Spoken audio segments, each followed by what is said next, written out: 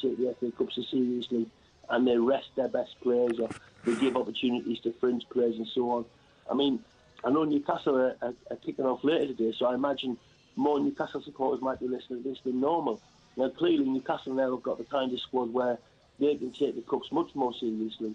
But for years, when Newcastle have been bobbing around in the Premier League, doing okay, but not looking like they're threatening at the top of the league, their supporters have endlessly said, why don't we have a go at the Cups? You know, and it just doesn't make any sense for the teams play weekend sides in the Cups for me. Because it can work both ways. You know, you can have a good Cup run, and that can actually have a very, very positive impact on your league form. Here we are, again, shouldn't miss the opportunity to say, and you've probably already mentioned it or are going to, as we kick off this FA Cup campaign, it's the 50th anniversary this season of Sunderland winning the Cup in 1970. Well, I'll just stop you there because Benno made a very good point last night when we were talking about this. It's 50 years since Sunderland last won any serious silverware, not discounting the Papa John's trophy. Father, someone's shaking their head at me now. But Benno made a very good point. He said Sunderland in winning the FA Cup in 73 and of course in 37, they are still one of only effectively a handful of clubs that have won the FA Cup over the years. It still has that gloss when you look back over the history of the competition, and certainly since the advent of the Premier League, it has been dominated by the money clubs, if you like. But that, Benno, that point was a point well made, actually. No, absolutely. Sorry, Gary, go on. Sorry, Robert, I just said it's a fantastic achievement. Yes, it's been 50 years, but then there's clubs that's not even been in the final over the last 50 years, never mind winning the Cup. You know, you've got to remember that, we've been to 2 League Cup finals, we've been to an FA Cup final as well, in between all that. Yeah. So, you know, the competition, if the authorities actually were, I'm going to use the word, if they were responsible, could have done a lot more over the last decade to, so if you like, reignite the competition. But I think, you know, they've diluted it so much. Been allowed to go. The fact that you say teams field weak sides in the FA Cup now. The fact that there's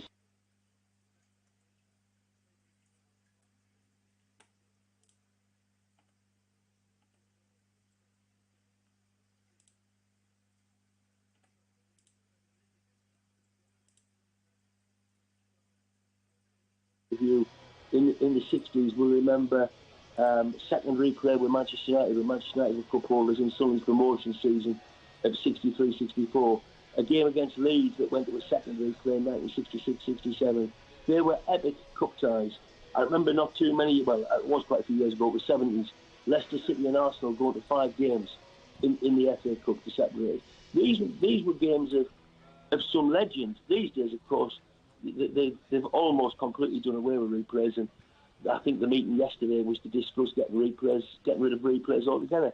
It suits the clubs to whom the FA Cup is not their priority. But I couldn't care less about those clubs. I care about the game as a whole. So we've got Jurgen Klopp as the manager of Liverpool, who's already insisted on having 423 substitutes, it seems to me, in games. That we now have to have a situation where he doesn't want FA Cup replays at all.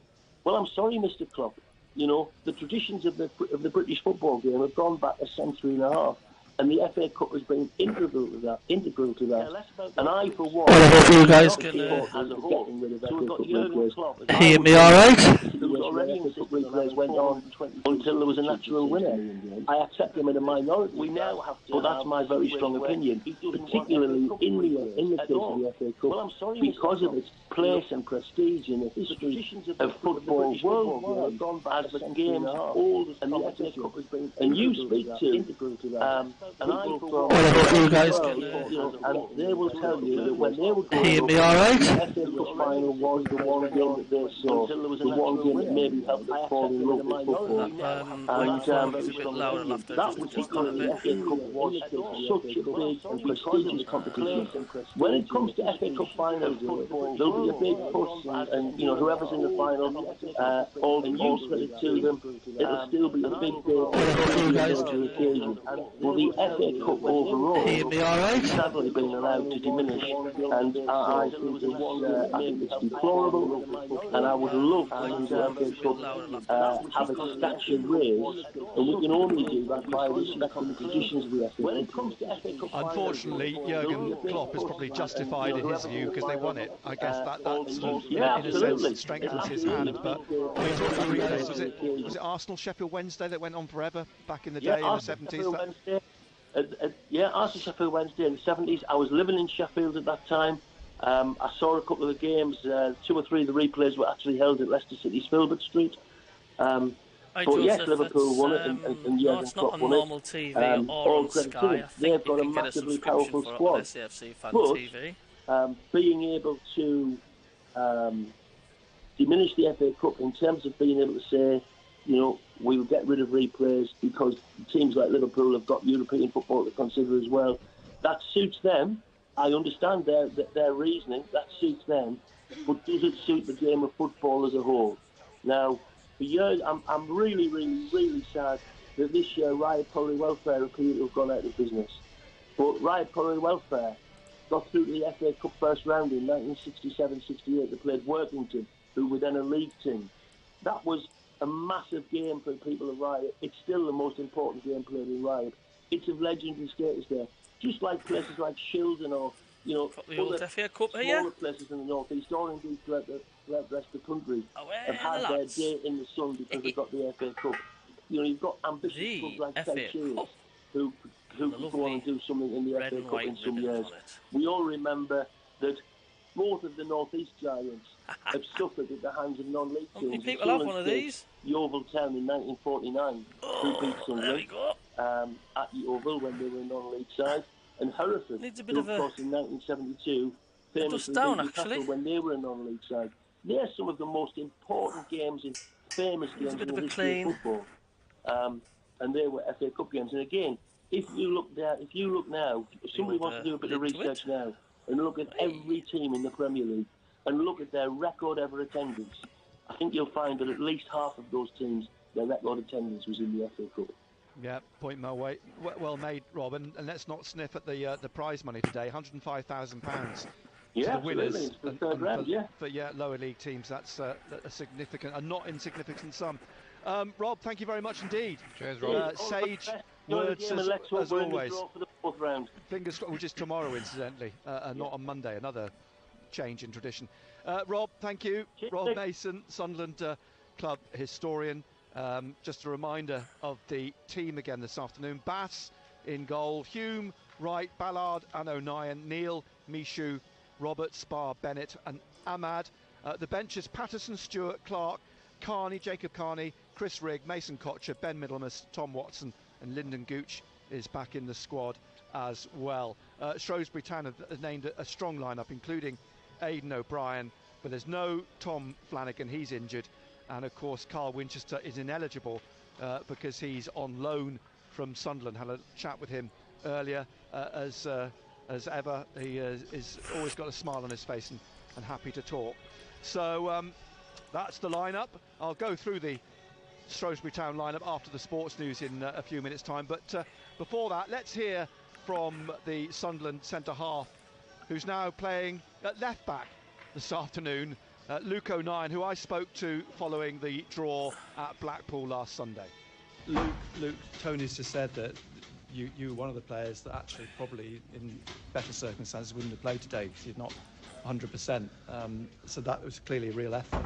Yeah, it wasn't ideal. I was in bed all yesterday for training, so I missed that. But managed to catch up on the tactical side this morning and just get out there and to kind of still play, still help the boys. And disappointed not to come away with 3 because I feel like we deserved that, especially after the second half. But back to bed for me now.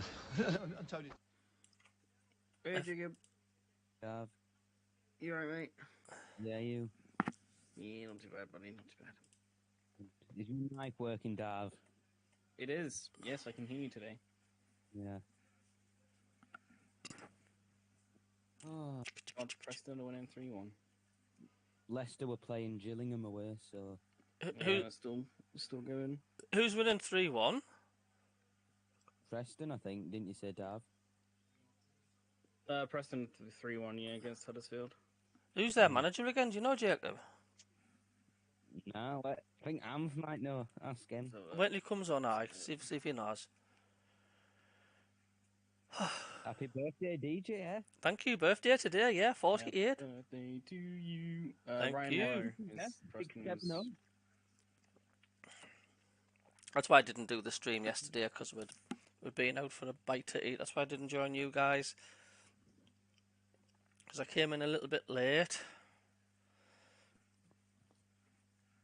Hopefully they win on your birthday. Let's hope Sunderland win, especially for DJ. Yeah, it'll be canny. I've actually got a replica of the FA Cup. If you go on my YouTube channel, you can see it sitting behind us.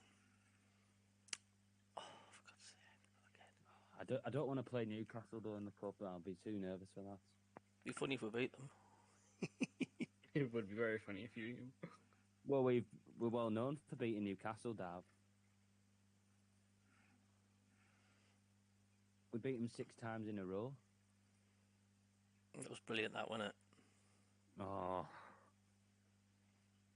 They keep going on about, Eddie Howe being the best manager and all that. I mean, do you not think having all them billions of pounds thrown at you's got something to do with it?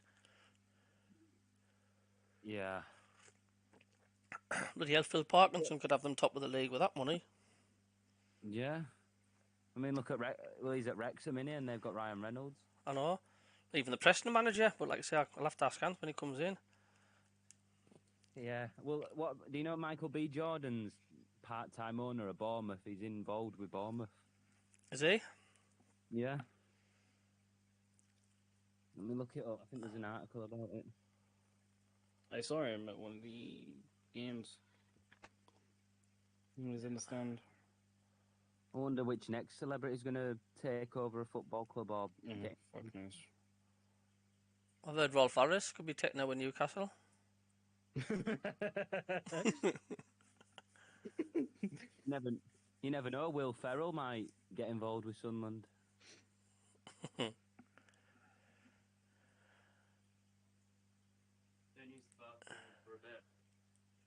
No worries. Right, see you next week, mate. Yeah, he's at Bournemouth. He's a co-owner. Sierra, Sierra, whatever your name is, Selrach, welcome to the channel, mate. Will Sunderland easily win this match? I don't think they will, and they never ever do at FA Cup games. We'll put a weak inside out. DJ says we lose, but whenever he says that, we win. So I think we're winning today 2-0. Lineup's not bad. But... Yeah, no, I mean, everybody says though, do I want a cup run? I won't mind because if we were in a certain position where we have to, if we're worried about relegation or wanting to focus more on getting promoted, then maybe not have a cup run. But since we're just outside the playoffs, maybe for first season we can just have a good cup run in Championship, because I feel like we've definitely not got to worry about fighting for relegation, have we? Like surviving. Yeah, that's cool. I know. So we might as well give it a go. Yeah. But you never know. Imagine if no joke, it's 2023 and last time we won FA Cup 73, so do you see how... Imagine if we win FA Cup this year. That'd be funny. 2023, got a 3 on the end, hasn't it? So could be an omen. Something like that. It's just the times have moved on so much. I mean, teams have got... The gap's got bigger and bigger and bigger. Without a shadow of a doubt. Yeah. I mean, we were in the league below when we played the mighty Leeds. But, the gap now... We were a championship team, weren't we, at the time? So. Yeah. We were a championship team now. But the gap now and the quality, the size difference, we'd be like... on that same calibre, we would be like Division 2, mid-table, playing like, say, an Arsenal or a Manchester City. Yeah. I don't think we'll we'll ever see Sunderland win the FA Cup in our lifetime. Like, I mean, there's too much of a gap between us and the big clubs. I mean, it's the big teams, the same teams every single year that's in the quarterfinals and the finals, isn't it? Yeah. But as well as the FA Cup, even in the league, Bob Stoker did well for us, didn't he? Yeah, he did, aye.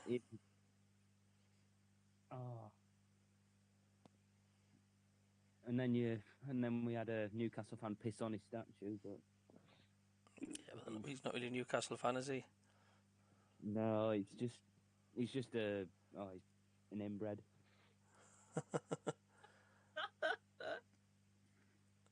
Because he played for Newcastle as well, did Bob Stoker, didn't he? When he were a player, he played for Newcastle. He was actually a manager of Carlisle United as well. Were he? Mhm. Yeah, I think his dad also played football as well. Oh, right. Yeah. Him and Peter Reid and them two are up there as probably the best Sunderland managers.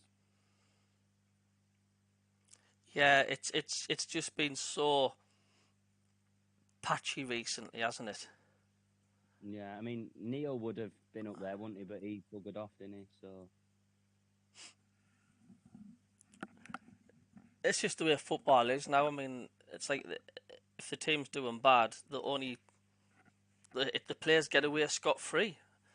It's they didn't get mentioned. It's the manager that gets the whack, isn't it?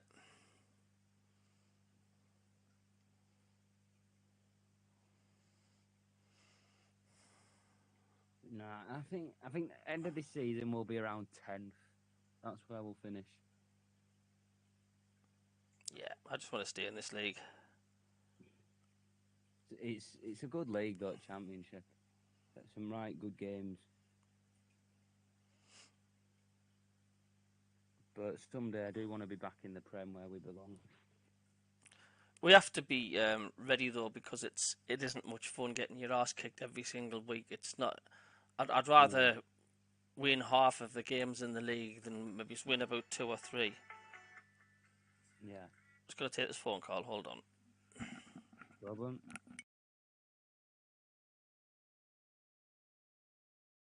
Yeah, Dav, did you see rest at Man U game? They got away with fucking murder. And you said Rashford, yeah, he's quite greedy, isn't he? Didn't you say he can be greedy sometimes? So every time he gets the ball, he just tries to dribble past like 4 or 5 people when his fucking teammates are just there waiting for a pass, and it's just like, just pass the fucking ball. Who else does that? There's loads of other players that do it. The fucking Sterling, fucking Grealish, fucking Vardy does occasionally. Harry Kane, would you say? Harry Kane, yeah. At first, I tell you which England player was shit in the England team. John Stones. Yeah, wasn't a fan of him. I think he's better now, but I remember when we played Netherlands in the 2019 UEFA Nations, and he messed up for us at one point for one of Netherlands goals. Our defence was just shit. I'm trying to find a coat for Airsoft next week. But they're only any good, as you know, Colin, if you win the games. They were disappointing. Oh, remember that song? He said against when they played Whitley B. I've spoken to Ian Skibby when they lost 2-1. That put Whitley B into second place. There was a crowd of 800 there that night, which is terrific. The crowds are really coming to Ashington, but as we all know, you've got to keep winning, and they want to get promoted. But this is a big game for them. They've only gotten 1 point out of 12 games. They've lost 3, and they drew with Heaton Stand. So that's not great form at the minute. and I'm sure Ian Skinner and the chairman, Brian Shotton, will be looking to get back on winning ways this afternoon, Colin. Yeah, and I know we're only just over halfway through the season, but it is looking like being a cracker of a title race as we get towards the end of the season at the top of Northern League Division 1. I just want to ask you one thing about Gateshead as well, because if we talked about them maybe even just 3 weeks ago, we'd have been saying, oh, they could really do with a win, it's not going great, and this, that and the other. Two terrific performances against York City off the back of a trophy win against Gloucester City as well, and things really are looking up. No, that's okay. Well, they are, Colin, yes. Spoke to Mike Williamson, and he says he feels as though he's got his team back playing the football the way he wants. I mean, 4 points against York. I mean, York played really well when they drew 2s each, and it was a late goal. Otherwise, Gateshead would have had 6 points. It would be great if they got something down there at Barnet today. A win would be terrific, but a point would help.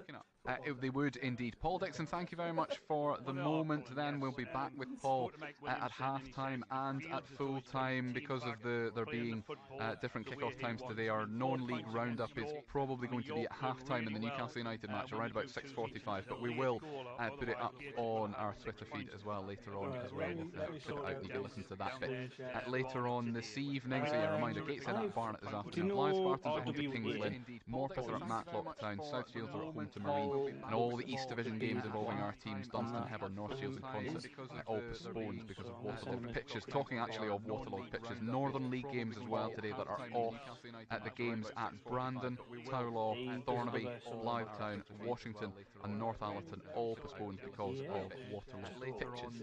Now, Newcastle United play their FA Cup match later on. It's a 6 o'clock kick-off at Hillsborough against Sheffield Wednesday. Here is Eddie Howe, the Magpies head coach, speaking to our Newcastle United commentator Matthew Racebeck about his own FA Cup experiences. As a player, I didn't get to the latter stages, unfortunately. I scored a couple of goals though, going way back, so I didn't mind the goal in the cup. As a manager, I think the FA Cup's been difficult. I think in my time at Bournemouth, we were desperate to try and stay in the Premier League every year. We did want to do well in the cups, but we never quite got the rhythm. We tended to do better in the Carabao Cup, the early season competition. Here, obviously last year happened. We want to try and learn from that and make sure we try and progress this year, but there's no guarantees. That's what makes the FA Cup so special. The circumstances last year in the third round were very different to the ones that you find yourselves in now, but that was a huge disappointment for you, wasn't it, the Cambridge match, and you'll be determined to avoid that kind of feeling again against a team from a lower division. Yeah, definitely. I think the interesting thing from that game is we picked a very, very strong team, and it just goes to show that what we do on here, even in these games are so difficult, so people will make assessments on what team you pick, but there's no guarantee to any game just by picking a set group of players you'll win the match. SFC I think not available the biggest thing for us is how we approach the game, the mentality of the group that I do pick. Belgium. Yeah, definitely. I think their motivation levels, their professionalism, their desire. This is going to be a very, very difficult game. Sheffield Wednesday. Watch them a lot. Very, very good team. This is a great season.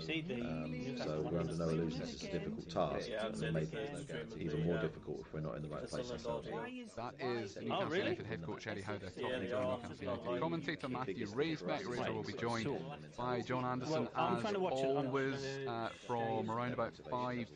We're going to hear from Razor himself at half-time in the Sunderland match as well, but their build-up too often will begin around about 5:15. An early reminder as well that there are highlights of all of today's FA Cup matches, inside the UK, no problem. Newcastle and Living outside the UK, at 10:40 tonight Russia can access the eligible fixtures. FA Cup fixtures Let's look at the other fixtures across the weekend then in other sports. Well, actually, a couple of football matches to mention as well. It's the third round of the Women's FA Cup as well this weekend. Both of our sides that are left in the competition are away from home. So Sunderland are away at Blackburn at 2 o'clock tomorrow. Durham are away at Peterborough, and that one is a 1 o'clock kickoff tomorrow. In the basketball in the BBL last night, Newcastle Eagles made it back-to-back wins. They beat Surrey Scorchers by 79 points to 72 at the arena, at 31 of those 79 points coming from guard David Cohn. The Eagles consistently ahead for large periods of the game by 50 15, 20 points, including at least 24 actually early in the third period. Sorry, Scorchers. Putting on a bit of a spurt to come back in the final quarter, but not threatening to take the victory away from the Eagles in the end. So yeah, back-to-back victories for them. 5 wins out of 16. That is their record. Has improved very slightly in the last couple of weeks. This was a battle actually last night of the BBL's bottom 2. In the WBBL Trophy, the Eagles women are away at Nottingham Wildcats at 4 o'clock tomorrow. In the ice hockey, it's a pair of derbies. It's the Morley Cup semi-finals. Whitley Warriors are away at Billingham Stars at 5:30 today, and then the return leg is at home at Hillheads at 5 o'clock tomorrow. So get yourself got a new sub. If I'm doing anything. Elsewhere, 69 views. Oh, you. Right. So I'll do the Go Live Studio for this. That's fine. Right. I'm logging into Kayo. It should be on here. How are you doing, guys? I might be able to watch it. How are we doing, mate? Good afternoon. Fixtures. Football. It's not on Kaya. So it's not on in Oz. How do you watch this match? Because it's on FA Cup fixtures and not on SFC Live. Yeah, I've got the Fire Stick thing, and it's usually on iFollow, but I've updated it, and it's got a separate section just for FA Cup games. Yes. So the FA Cup on SFC TV says any selected for fixture, as well as a Carabao Cup, FA Cup, and Sky Bet playoff matches are excluded from SFC Live. I mean that's if it gets shown. How do we watch Sunderland? Reuse settings, and it's Shrewsbury. The game's on ESPN actually. I'm just looking at their website. I've got it on the Fire Stick. I've got it on ESPN watching it, but it's just looping. It's just advertising at the minute because it's early. Are you able to share it though? It's on my telly. Weird though.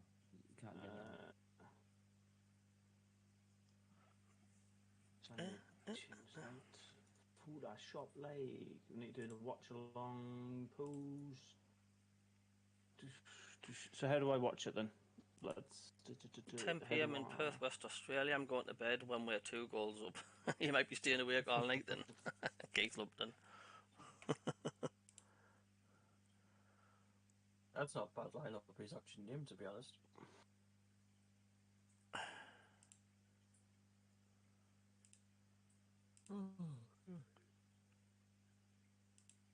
It's a sort of relaxed feel to today's game, isn't it? It's like if we win, yeah, it'd be a bonus. If we lose, we're not going to lose any sleep over it, are we?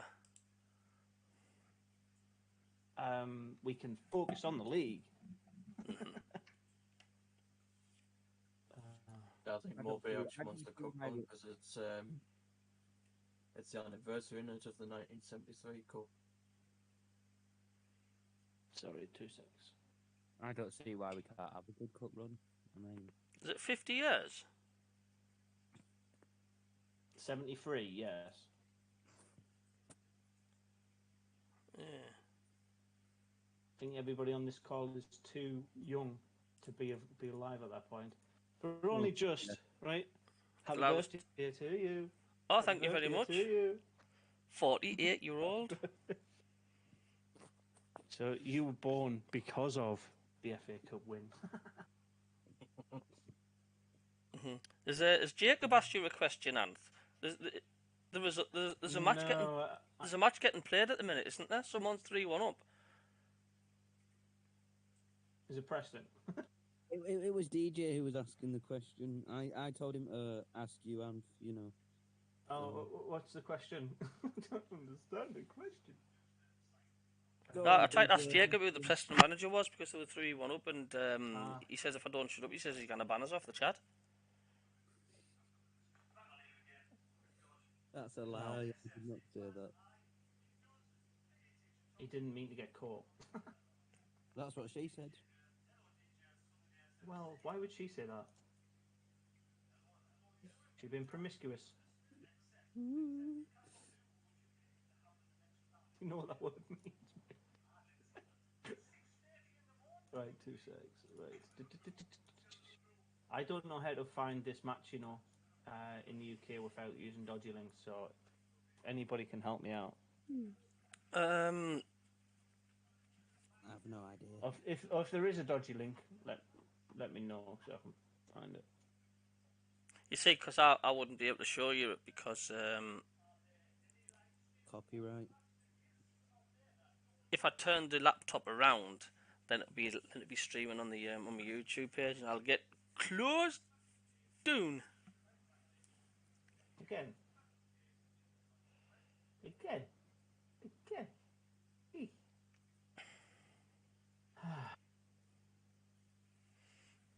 Bosch. Oh, all the kids is on ESPN. According to their website, anyway. I haven't got ESPN though. I don't know how to get it online. Yeah, I've got ESPN, but it's obviously because it's early. It's not kick-off time yet. They're just looping infomercials and adverts and stuff at the moment. Yeah, there's YouTube's being a pain at the minute. I don't know. On YouTube, on your phone, on my channel, I can't view my bloody watch time hours. I can only watch it on my desktop, which is an absolute headache. Oh. It's stupid. When I click your monetization on my mobile phone, it doesn't tell us what my watch time hours are. Stupid. Power Screens game's being postponed for some reason. Because of the shit. Because I haven't got Conor Wickham now, probably. They ran out of vegan burgers. That's why. That's probably why. What's the relevance of vegan burgers? I don't. You're a vegan clubber, Forest Green. Did you not know? Oh, did you do it? No. Oh, yeah. Why would I know that? How does PayPal work? Do you have to put money from your bank into it? No, it just takes it from your bank. Oh, Is there a new chap on the stream? There is. So this is Paul from RWA Productions. Hello, Paul. It's F. Yeah, alright. So what do you do? Do you follow Sunderland or do you follow Shrewsbury or? That shows you how much I follow Shrewsbury. Not with it, no Brian there. Not a chance. That shows you how much DJ looks around on YouTube for other Sunderland creators. No, I know who he is. You know what I'm like. I'm just winding him up. I was going to say, are you the Newcastle fans on? Michael Bowers as well. Michael Bowers, yeah. I used to do a Friday night with Ian, but they've stopped doing it now. That's because Ian wanted to quit YouTube, right? He's still doing YouTube. Yeah, he came back. They were doing it up to that week where somebody called him out for saying you were a big man. Back it up. Oh, and I've asked him if he wants to join the channel on Fridays and to have a join in and that, but he keeps on saying his internet's not very good. Which I thought, oh, fair enough. I mean, what a picture of Tony Mowbray! Wow. No, he's not got his Jaffa cakes, has he? Jaffa cakes, I should say. He looks like, how do I put this as politely as possible? He looks like the granddad who supports the club but wears full kit.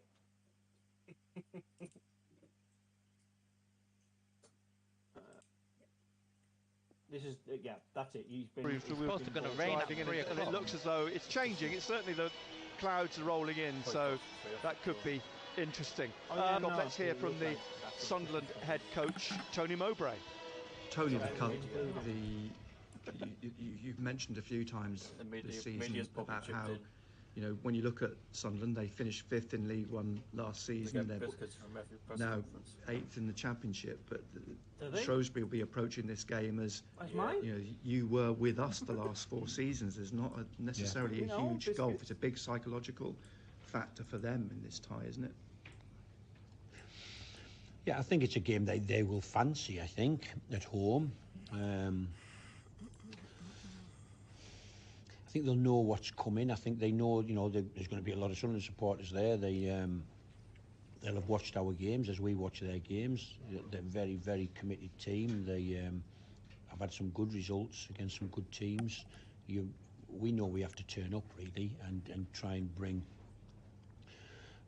us at our best. Now, our away form recently has been pretty solid, and we were all disappointed not to tip 3 points from Blackpool, but I think that shows that we've come a long way, I think, and so we go to Shrewsbury and hope and expect to have a good performance, and whether that performance is good enough to get us into the next round. Can you guys still hear me all right? I'm sure they will be giving everything they've got to progress as well.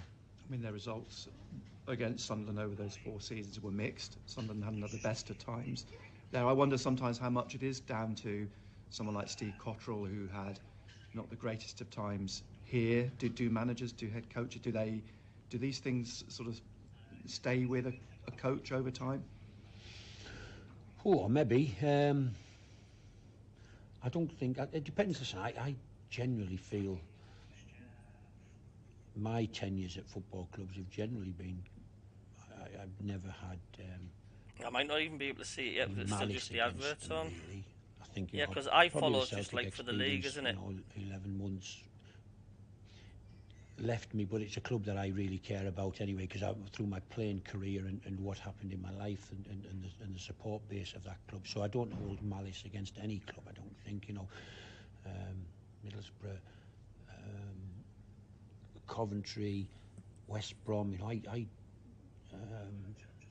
And obviously Blackburn Rovers. I feel I like all of them clubs. I enjoyed my time at all of them clubs, and I personally don't think when we're playing any of them teams, we're overly desperate to win. I genuinely feel it's another 3 points, and they are a decent team that we have to be at our best to try and get the points. I know what you mean. He always goes on about it. Too emotionally wrapped up in it, it can become a problem. I think it can transmit to your players, and your players have to be able to play and enjoy the game and take the game plan onto the pitch, not be overhyped and forget what they're actually trying to do on the day and how they've got to play.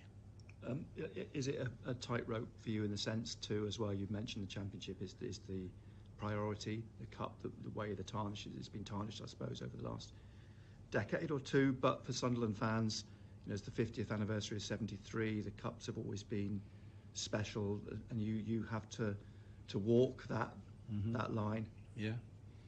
So it doesn't weigh heavy on me. I've talked since I've been here. '73 was my first real memories of Sunderland and how massive it was, and I was cheering Sunderland on that day against what I suppose Leeds had an amazing team that were challenging for the First Division title every year under Revie with Bremner and Giles and Lorimer. And I've got the match coming up on my telly. It's crystal clear. An amazing team, and for Sunderland to do what they did that day was like it was unbelievable. Really, the underdog as they were on that day. It was a great story, and so I've always had an affinity. But of course, I lived in the northeast as well, so I had an affinity then, and I was that young. Rivalries didn't come into it, I don't suppose. How come SCFC is not I'm fully aware of that. I think I just want to win every game, with total respect. How come SCFC is not giving you the stream to watch? My job is at this club is to try and create an identity and to try and develop some young players and make them assets and grow into the club and into the city. But my job is also to win. My job is to be, as a football coach, is to try and win football matches, and that never leaves you really.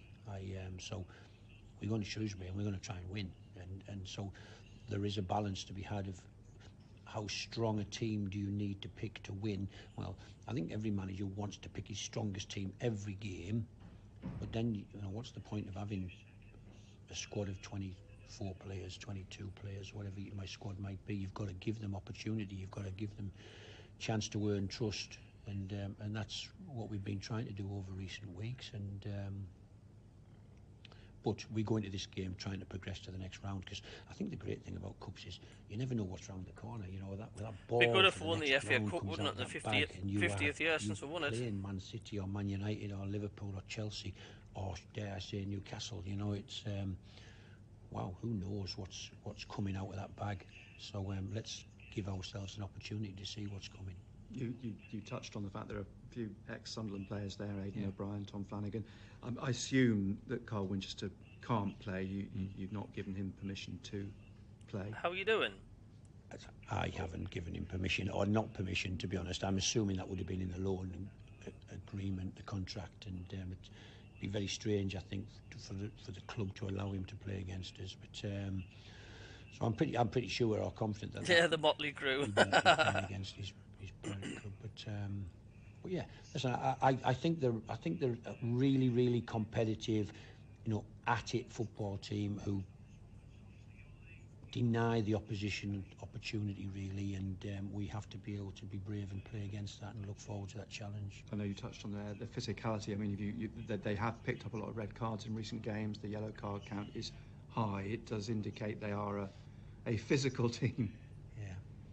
Yeah, listen, let's not take away the talent they have as well, and the danger they have, and they've got some good players, and they've had some good results at home, and we have to be mindful of that. For me, it's just about trying to make our players aware of what's coming and what potential is coming, and we have to be ready for it, so it's not a big shock on the day that people are tackling us and actually competing against us and getting stuck in, and so we have to be ready for that. But they have some good footballers as well who can ask questions of us, and so we have to be mindful and bring our best game.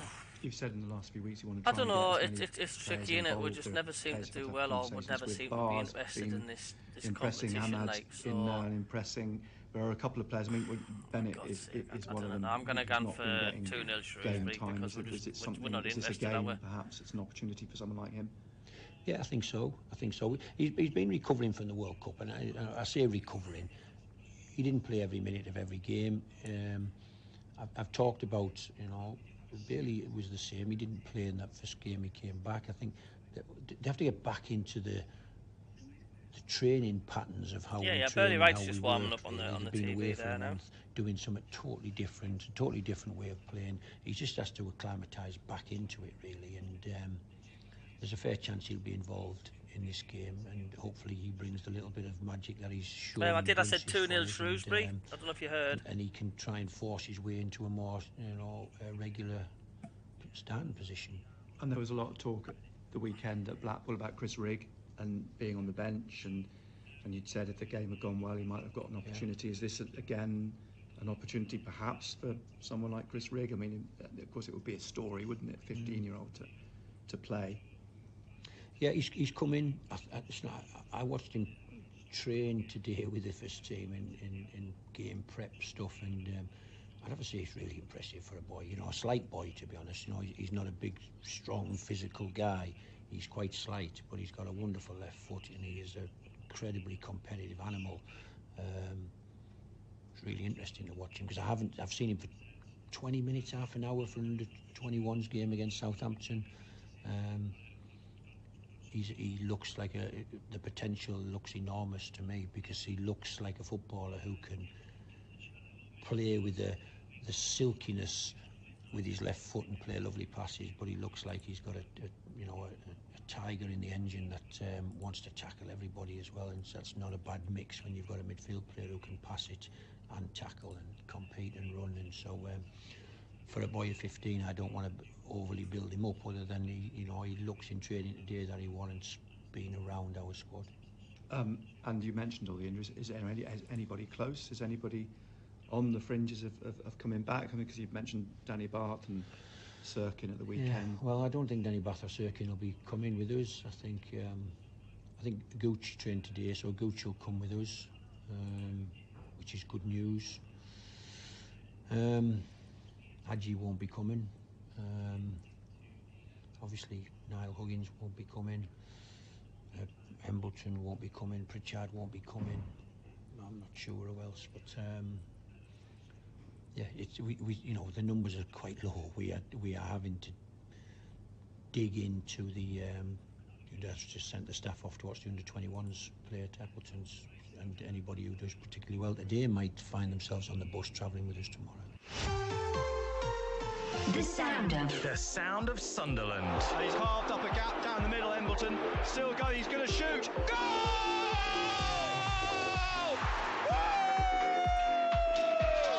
Gee, looking for a winner. And he stumbles and rolls it on.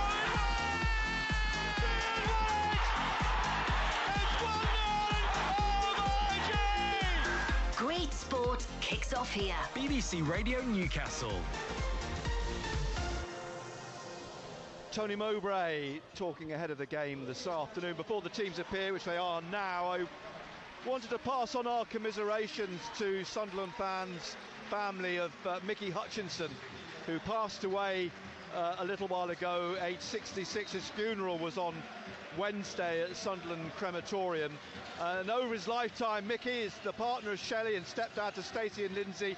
He followed the lads home and away, and like thousands of others, remained loyal to the club, despite the downs being more frequent than the ups, of course. But I know he's got friends here today at Shrewsbury who've made the journey down, who will be remembering him, and next week in the game against Swansea, his name will be on the scoreboard at half-time. So our condolences, our thoughts with the family of Michael Mickey Hutchinson. Yeah, definitely. So some sad news before we get underway here at Shrewsbury Town this afternoon, but our thoughts are with you. Aidan O'Brien has just brought some paraphernalia off the pitch from the centre circle. He starts up front for Shrewsbury Town this afternoon. Their blue and amber stripes, Sunderland in their red and white stripes. Away to our right, the referee is Scott Oldham, who was last in charge of a Sunderland game back in December of 2021 when Sunderland beat Plymouth 2-1 at the Stadium of Light, and then before that he'd been in charge at Lincoln when Sunderland won a Football League Trophy group stage 2-1 at Sincil Bank in October of 2021. The referee and his assistants all in black this afternoon. The 1,600 Sunderland fans away to our right, in the stand to our right. It's a totally uniform ground here. All four stands are exactly the same, open corners, and an afternoon. Well, you were saying they were predicting rain at 3. It's looking like it might be on the way, but for the time being it's dry. I think it's on its way, Nick. Just looking over there, it looks like it's on its way. Yeah. But I think one thing which stands out for me, especially when you look at that Sunderland lineup, is obviously the age, but also the talent what they've got. And you just think if they perform at the level what they can do and the talent what they've got, it's going to be an exciting game. You know, you've got Ahmed, you've got Barr, you've got Mishu, you've got Bennett, you know, Roberts. Whereabouts is Shrewsbury in the UK? Is it near Manchester if it does area? Click today, it'd be an entertaining game. Yep, it's very much a young team. Do any of you guys know whereabouts Town Shrewsbury players is are lined up round the centre circle at the moment. The referee in the strolled back to the centre. The Sunderland players map? look a little bit concerned as to why they are.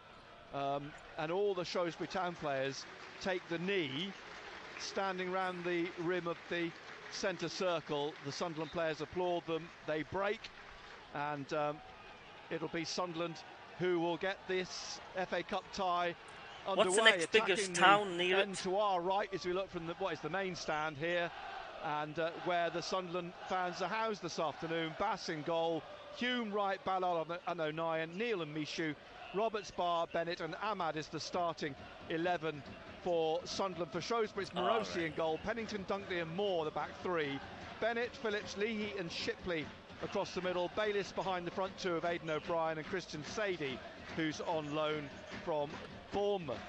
So Scott Oldham just checking with his officials, looking at his watch, and Ahmad with his back to the goal away to his right gets the game underway with a tap back here on the left. Oh yeah, I can see it. Luke O'Nien. And O'Nien, it's not a very big spot outside of him, but the ball rolls out as he tries to get it forwards. Throw to Shrewsbury Town on the far side, just back inside their own half. The former Sunderland assistant manager Steve Cotterill, 58 years old now, down below us, appointed here at the end of November in 2020. His side currently sits 16th in League One. mixed home record this season.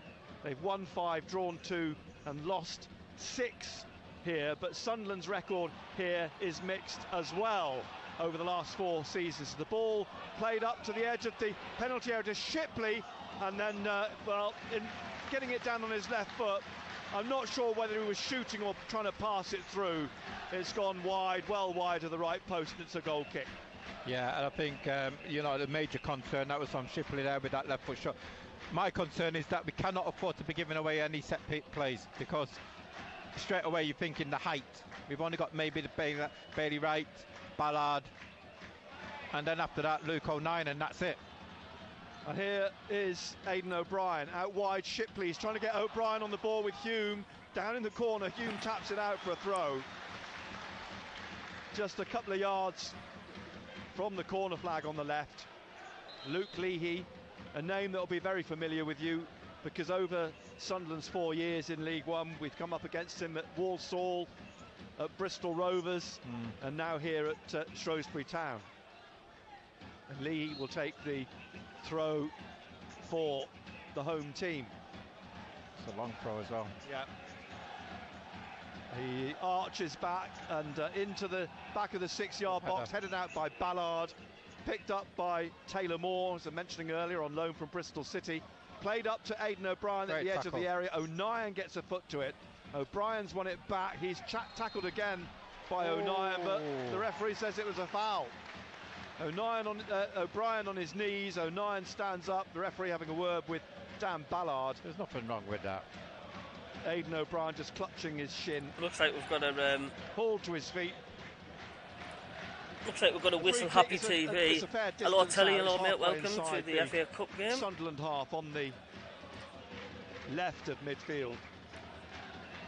Aidan O'Brien hobbles away. Of course, he has been at Portsmouth after leaving Sunderland, 29 years old now. He joins the Sunderland defensive wall, lined up for 20. I was having a discussion with Jacob about this before you came on, and we were saying like the gap, the quality gap between. I might be wrong. Put it this way, well, we would possibly be over the free bottom kick at the moment. middle Tom of Division 2 and playing Man City. That was the sort. That'll be the sort of gap difference now. Some movement from Shipley on this left-hand side. Bennett keeping an eye on him, but Shipley's gone wide now, and Sadie's broken into the box. The ball floated up towards the far deep corner of the penalty area. Drops for Shipley. Having a word with took Jacob his time to tee it up. There's appeals for an infringement in the box by the Shrewsbury players. The referees ignored them all, and the ball is cleared.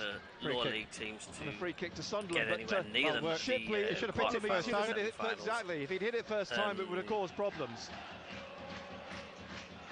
Chesterfield 0, West Bromwich Albion 1.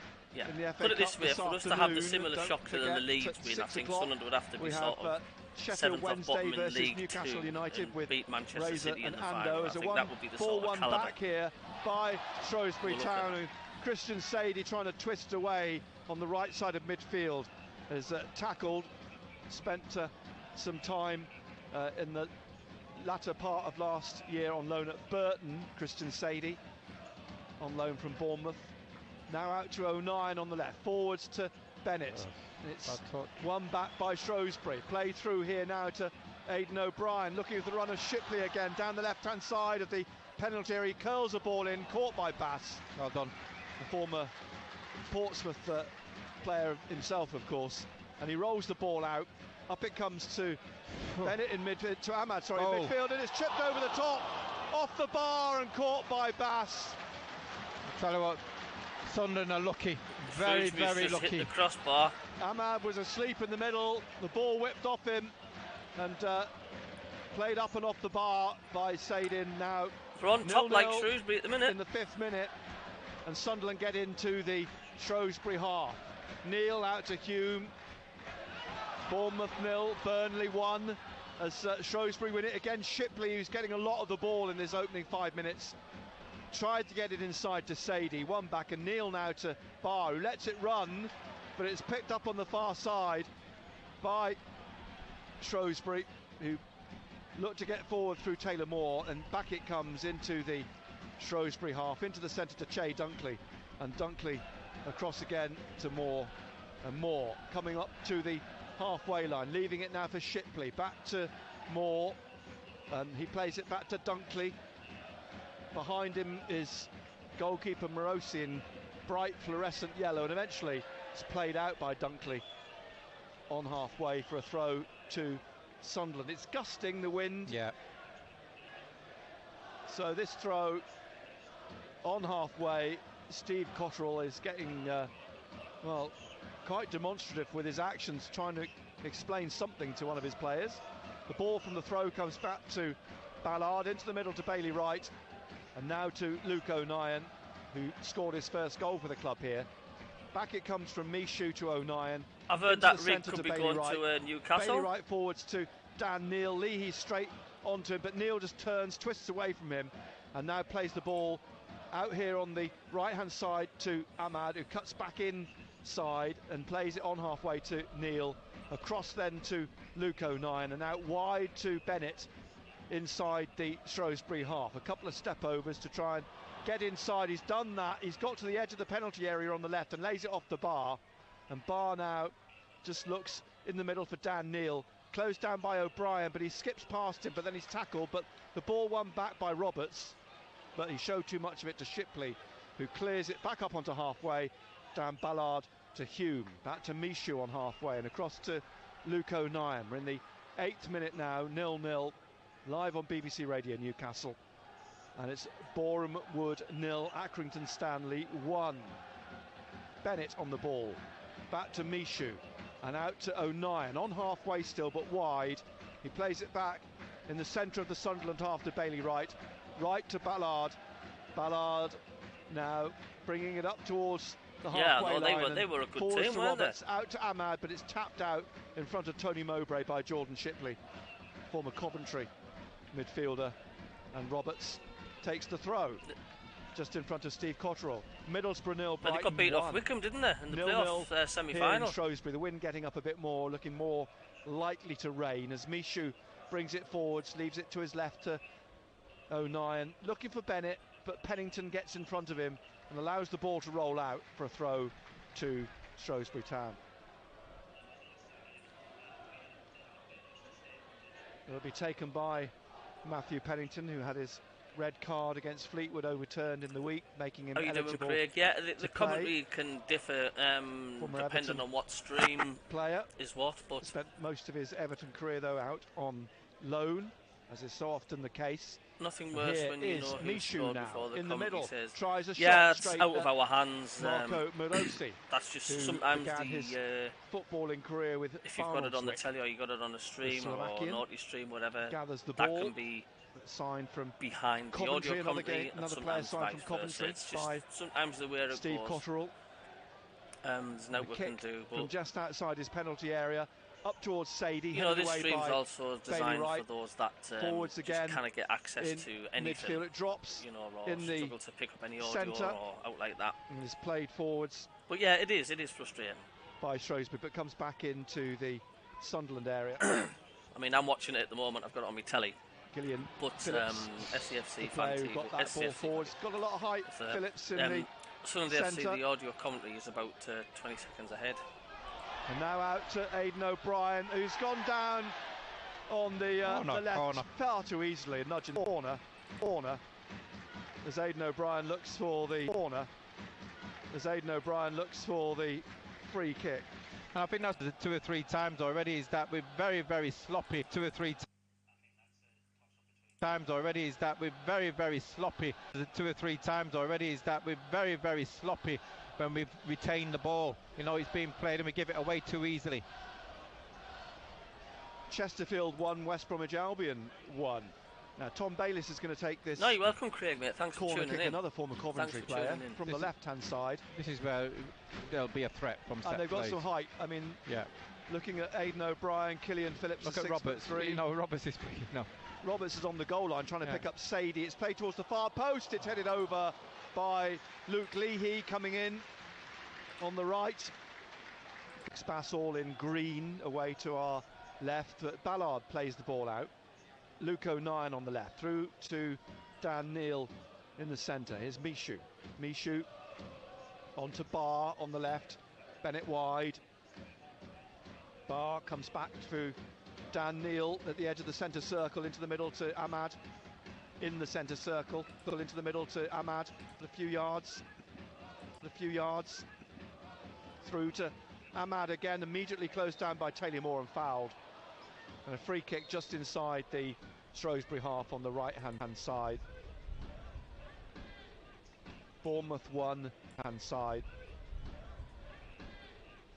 Bournemouth 1 in their history in 1979 and 1982.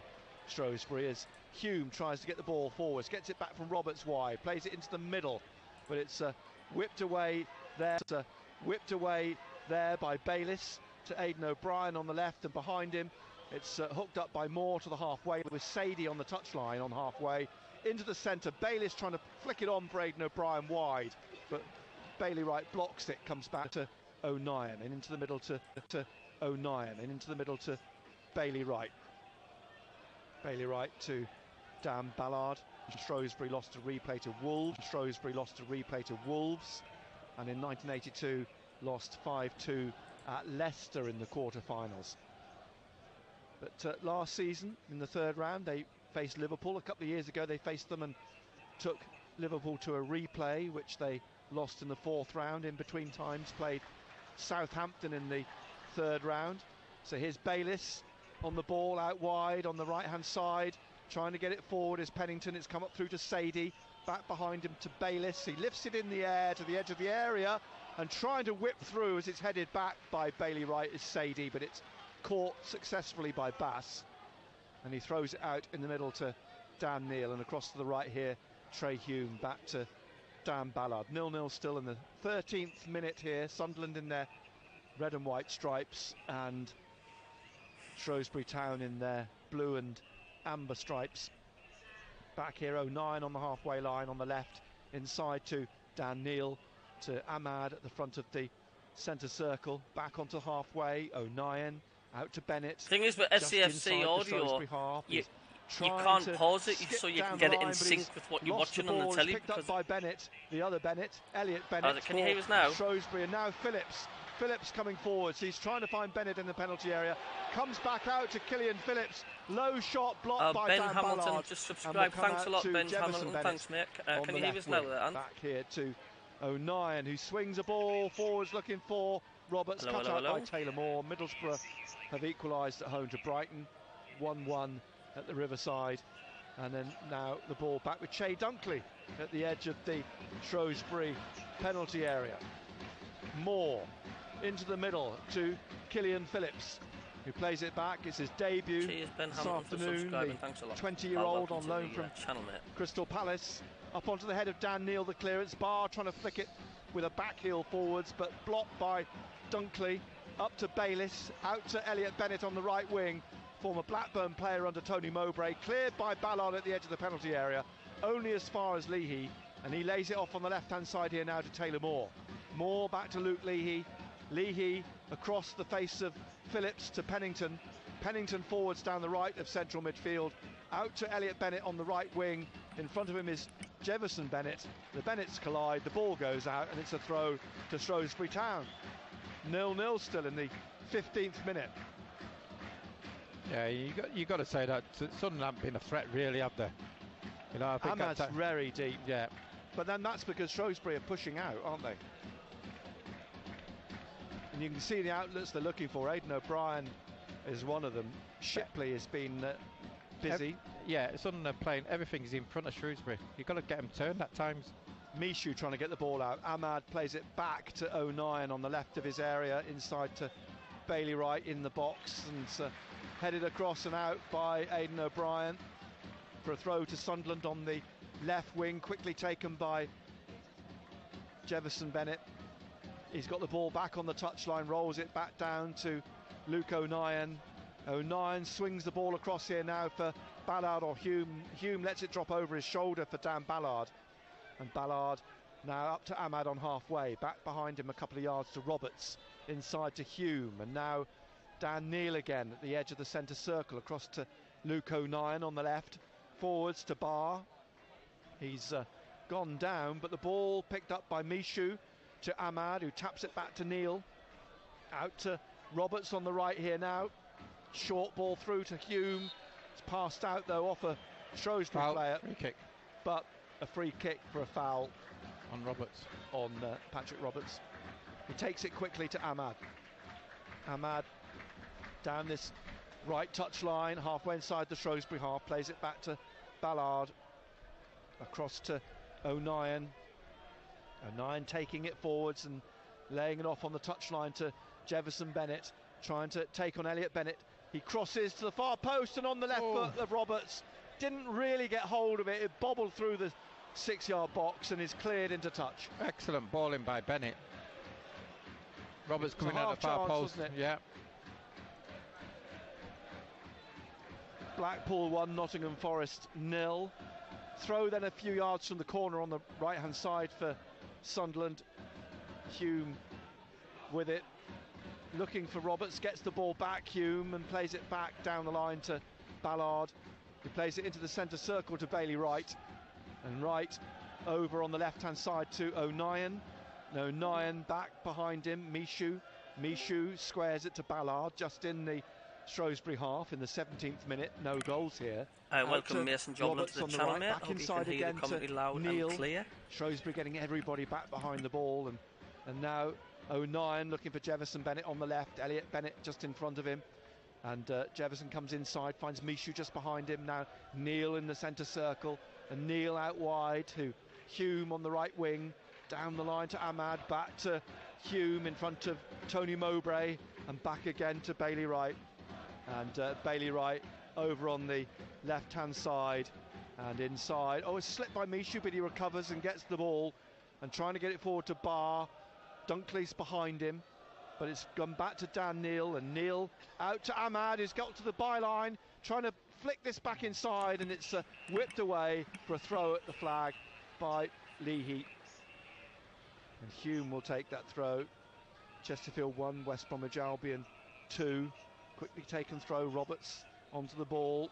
Back it comes to Ahmad, leaves it for Hume. Back again to Ballard, right side of midfield. Michoud just inside him. He plays it out right again to Hume. And then on the touchline, Roberts flicking it inside Ahmad.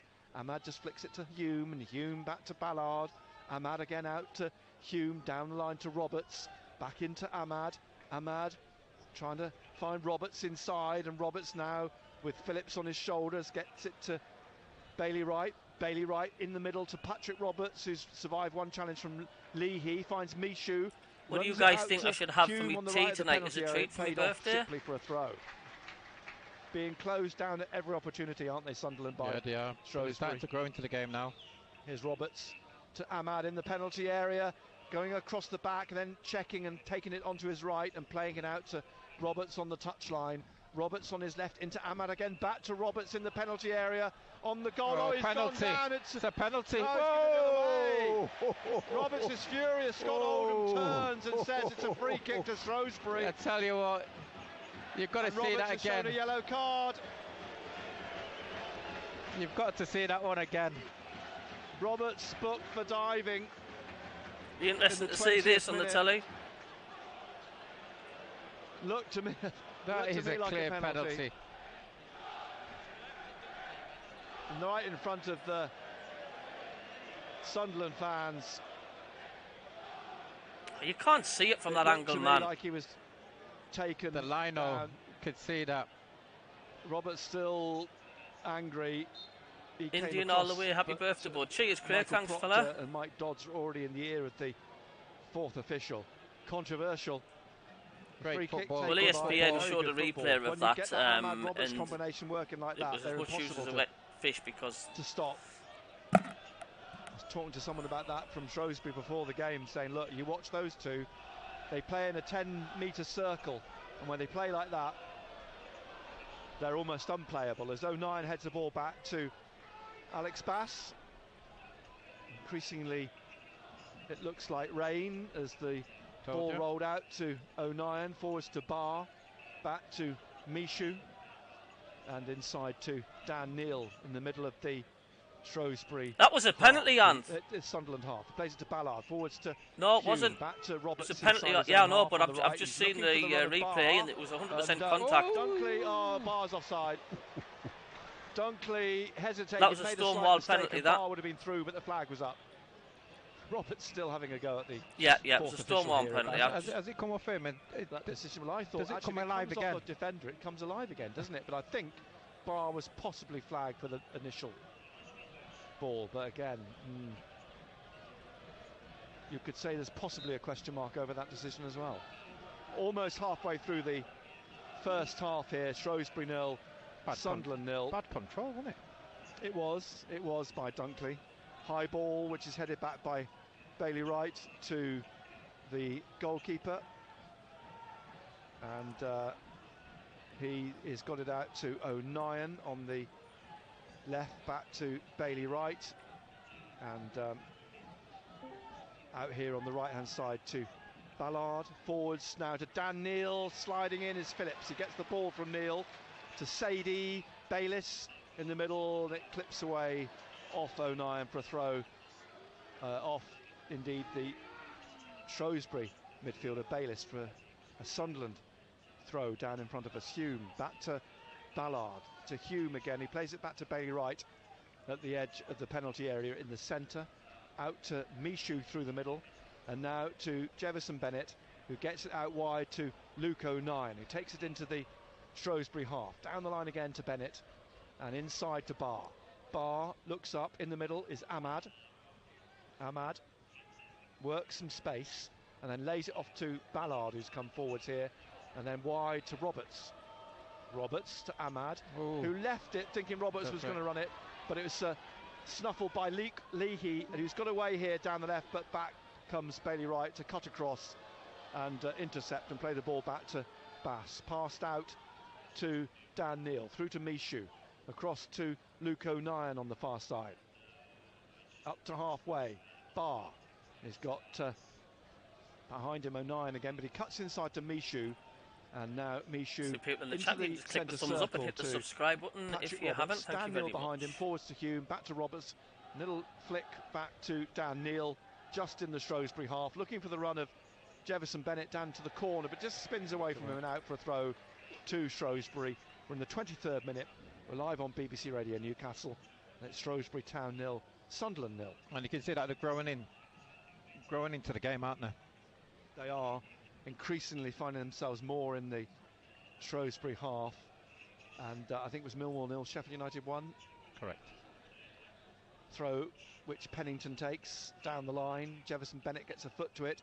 Elliot Bennett on the floor trying to work it forwards for Shrewsbury. Out it goes for another throw to the home team. Sunderland's record in League One here was 1-1, drew 1, lost 2. Wasn't the happiest of hunting grounds, but 0-0 at the moment. Tony Mowbray looks the more relaxed of the two coaches. Throw down the touchline. O'Nien gets his head to it. Jefferson Bennett gets a foot to it, but it's won back now by Bayliss. Looking for the run here on the left of Shipley again, wide on the left. On the touchline, looks up to cross, low ball in, is cut out by Hume. Only as far as Phillips, caught by Alex Bass. First time volley, but smashed it straight at Bass. Comfortable save, 0-0 still. Bowled out by Alex Bass. Over on the left-hand side to Luke O'Nien. Back to Bailey Wright at the corner of the penalty area. Now to Dan Neil. Taps it back to Bailey Wright. And then forwards to Dan Neil. Aidan O'Brien, he's closed him down. It's all about Phillips the Bass, lifted it not over the the top, Bass, but straight no to trouble. Alex It's all Bass. about the Bass, not the Bass, Back to Ballard. no trouble. Ballard wide to Hume. Hume to Ahmad in his own half. Back to Hume, cutting into the centre, looking for Michu in the centre circle. Michu pushing on through the middle. Tackle, but he's went to the ball back to Shipley and the goalkeeper, who hooks it high in the air. O'Brien trying to win it. It bounces in front of him and Dan Neil. Comes down for Leahy. Michu wins it. And now Neil tapped to Michu. And Michu back onto halfway to Ballard. Michu got a knock there. But he seems to be okay. He's going to run it off. He's got the ball back again. Forwards. It's come back to him from Moore. And now Roberts back to Ballard. Roberts in the middle now. Hume wide, Ahmad wide. Out to Hume on the touchline. Back inside to Dan Neil. Now to Ahmad just in front of him. Back to Neil. Ahmad again. And Ahmad twists and gets it back to Dan Neil. Neil taps it back to Ahmad. Sadie comes to close him down inside to Roberts on halfway.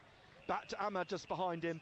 And across to Luke O'Nien on the halfway line on the left-hand side. Forwards Jefferson Bennett just in front.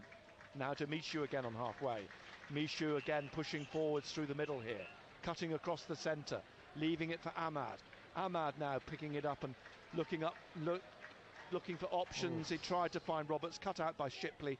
And Shipley on the left here again. Floats it up to the halfway line looking for Sadie.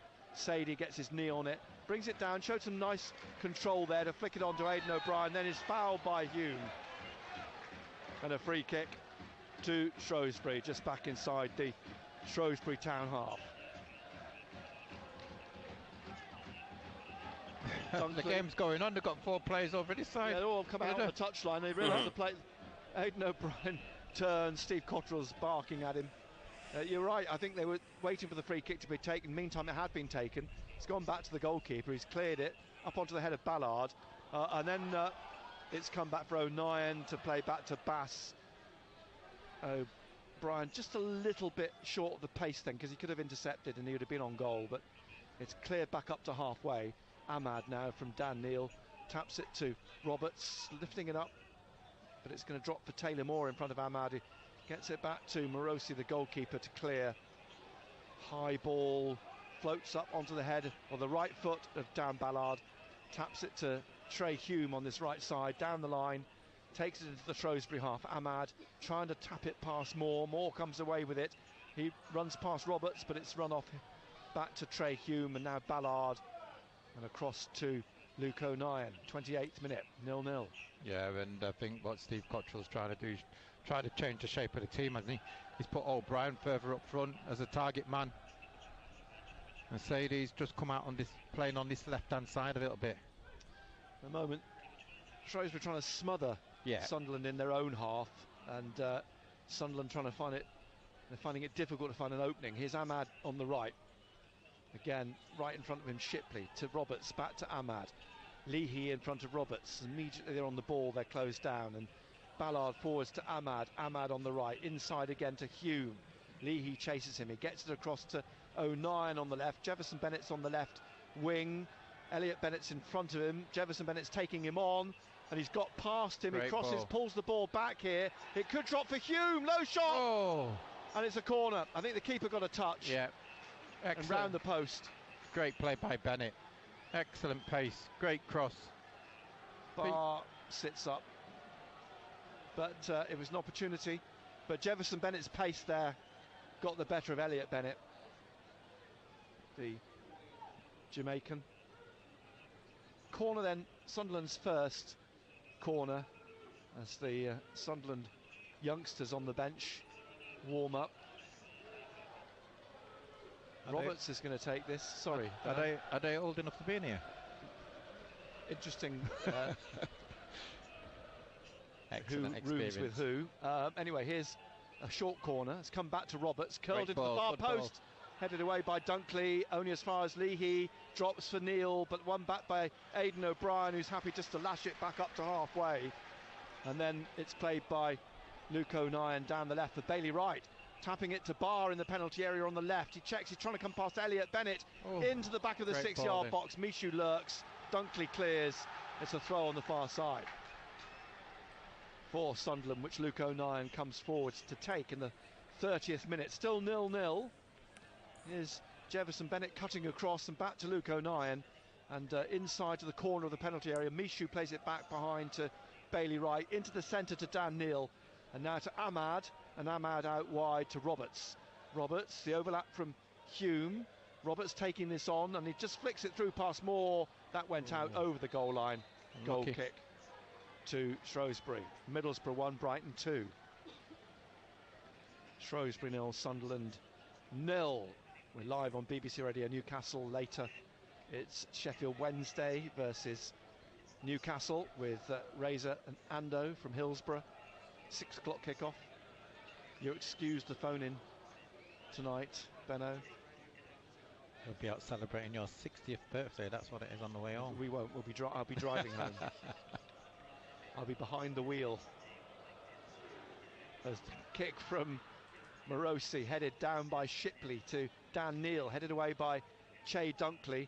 It's dropped back down to Hume, and he swings it on to the head of Moore, onto the head of Mishu, through to Barr, trying to lift it up for Ahmad to run onto. It just bounces over him, clips the goalkeeper, who's caught it, and sits, his arms outstretched.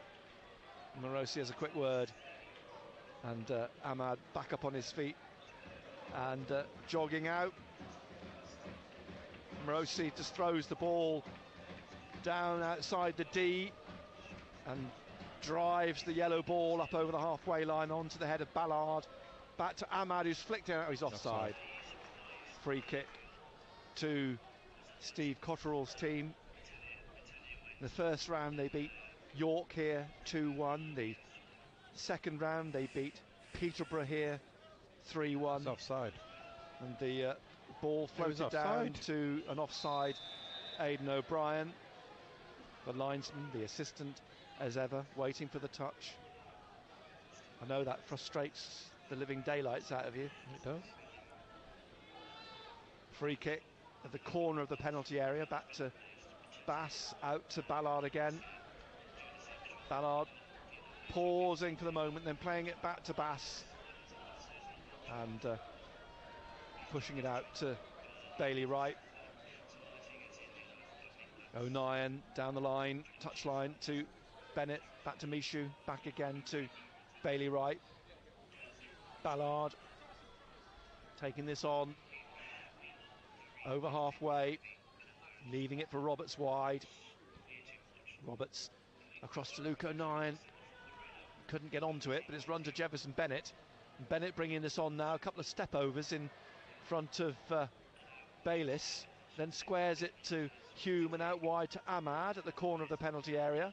On the right, he's rolled it into Bennett on the right now, and he plays it back behind him to Roberts, to Ahmad again, and wide to Bennett, and he looks up and checks, plays it back to Ahmad, to Roberts, and Ahmad slips, but he still gets on the ball, gets it to Roberts again, but then Roberts, in trying to get it back to Ahmad, it's intercepted by Dunkley, and onto the head of Bailey Wright as he tries to get it forwards.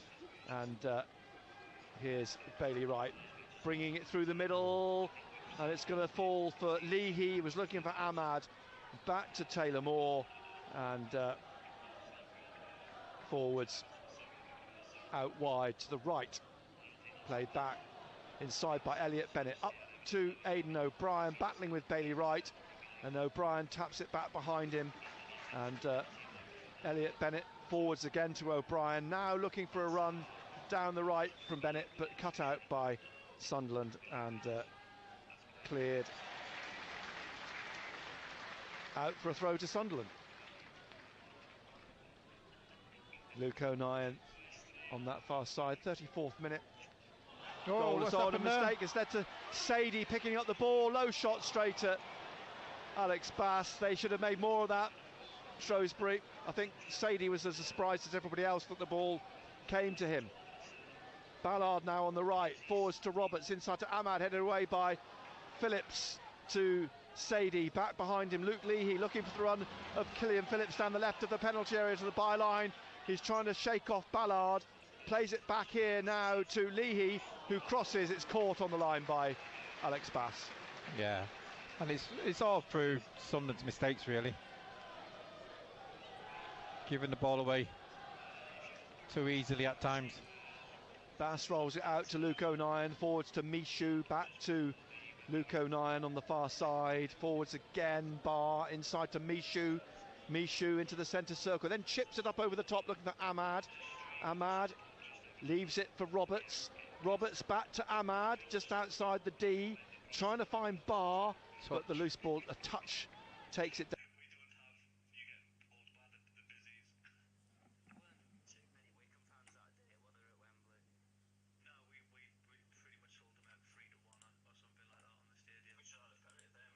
The commentary's just decided to pack up an SAFC audio. No. He didn't appeal. Complain about that one, has he? And here hello, now is good Roberts. luck, Shrewsbury. Hello, Roberts George Pettit. swinging You're it playing through, actually all right, Shrewsbury. looking for the run here in the penalty area. Jefferson Bennett pulls it back. Barr trying to head it, but he was corner. It's a corner. He was caught by the head of Pennington, and it is a corner. Pennington, the last touch, and it is a corner. Well done, Bennett, turning that ball back. Yeah. Barr's the tactic. Yeah. 36th minute then, Sunderland's second corner. Roberts again to take it away on the left this time, in front of the Sunderland fans in that stand. He's taking it short on that left-hand side. Ahmad back to Roberts in the box, swings it into the 6-yard box with some power, and it's cleared behind for another corner. I think he was almost driving it in, hoping that somebody would just ricochet off someone. But another corner then. Sunderland's third on the left. Roberts over there with Ahmad, short again to Ahmad. Ahmad holding it for the moment into Roberts in the box, plays it back out at the edge of the box to Mishu. It crashes off a defender as he shoots, comes back up to O'Nien. He taps it away from Aidan O'Brien, down the line to Ahmad, inside then to Roberts, and Roberts now leaving it behind him for Ahmad again to Dan Neil. Bennett's out on the right here now, and Jefferson Bennett will try and take on Shipley, puts on his left foot, back to Dan Neil at the edge of the penalty area, flicking it now down the right to Roberts on the edge of the penalty area, swings it to the far post and through and behind for a goal kick. Millwall 0, Sheffield United 2. You just think sometimes it's a little bit too easy for Sunderland. They're moving the ball very, very well, Sunderland. It's just that cutting edge, that final pass. Yep. Again, you talk about being ruthless in that 18-yard box. Hull 0, Fulham 1. It's 0-0 here in the 38th minute. Chesterfield 2, West Bromwich Albion 2. So a bit of a cup tie going on at Chesterfield. As the ball drops here on the left for Shipley. A battle between O'Brien and Wright. Out comes Bass to just 6,300 is the attendance. Bounces over Pennington, but he gets to his head to it. Yeah. Back to goalkeeper Marco Morosi in that what now seems even brighter about yellow in the darkness. And I think it was Bournemouth 1, Burnley 2. So Morosi drops the ball, then kicks this through the middle, looking for O'Brien or Shipley. It bounced away from Hume, and now Shipley looking to try and get Taylor Moore away down the left, but Hume's got it. Plays it through to Ahmad, just short of the halfway line. Looking for Barr, beaten to it by Pennington. It comes back through to Dan Neil, and Neil lays it off to Luke O'Nien on the halfway line on the left and out to Jefferson Bennett. Elliot Bennett in front of him, and he leaves it now for Mishu. And Mishu just left of the centre circle, plays it onto the halfway line on the right of the centre circle to Ballard. Down the right then to Hume, flicked out to Roberts on the touchline, back inside to Ahmad. Ahmad back to Roberts on this right-hand side of the central midfield area, and then back into Mishu in the middle, who plays it back into the centre circle to Bailey Wright. Forwards to Luke O'Nien, then down the left to Jefferson Bennett. Bennett on the top. Yeah, George Pettit's just said on my channel, what is the capacity of Shrewsbury's ground? Does anybody know? And it's actually crashed off Bennett as Pennington cleared it for a goal kick. Fleetwood 0, Queen's Park Rangers 1. Tony Mowbray, his hands deep in his raincoat. I'll soon tell you, George. Tracksuit top. Looks mindful as he wanders around 9,875. Because I think he knows that they've dominated the game. They're moving the ball well.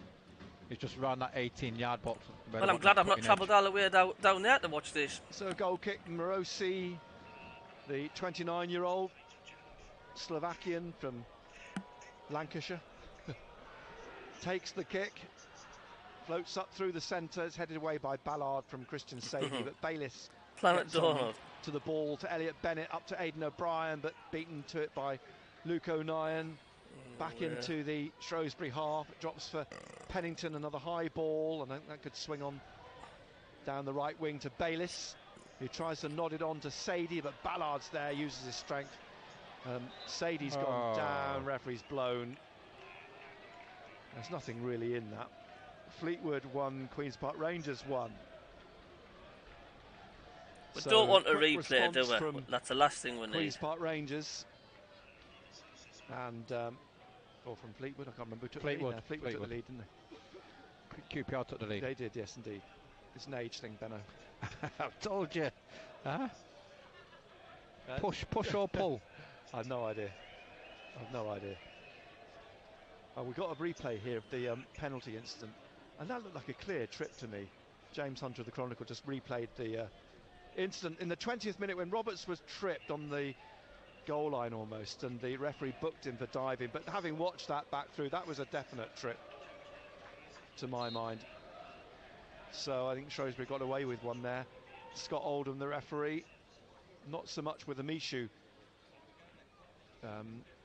trip in inverted commas, but certainly the Roberts one. Here's Dan Neil, ball to Ahmad. The game resumes, and out to Roberts on this right hand side, now to Hume down the right of the penalty area, back to Roberts, and Roberts looking to try and wheedle his way in, but blocked and cleared by Taylor Moore. Back up to the halfway line where Ballard gets it away from Sadie, right back to the goalkeeper, Bath passing it back out to Bailey Wright through the middle in the 42nd minute, 0-0 on BBC Radio Newcastle. Across to Luke O'Nien on the left, and on to Jefferson Bennett on halfway on the touchline. Oh, and it's given away again to Bayliss, and O'Brien trying to get it, but Dan Neil wins it back. Behind him is Bailey Wright. He lifts one down the right wing, straight to Shipley, back to the goalkeeper.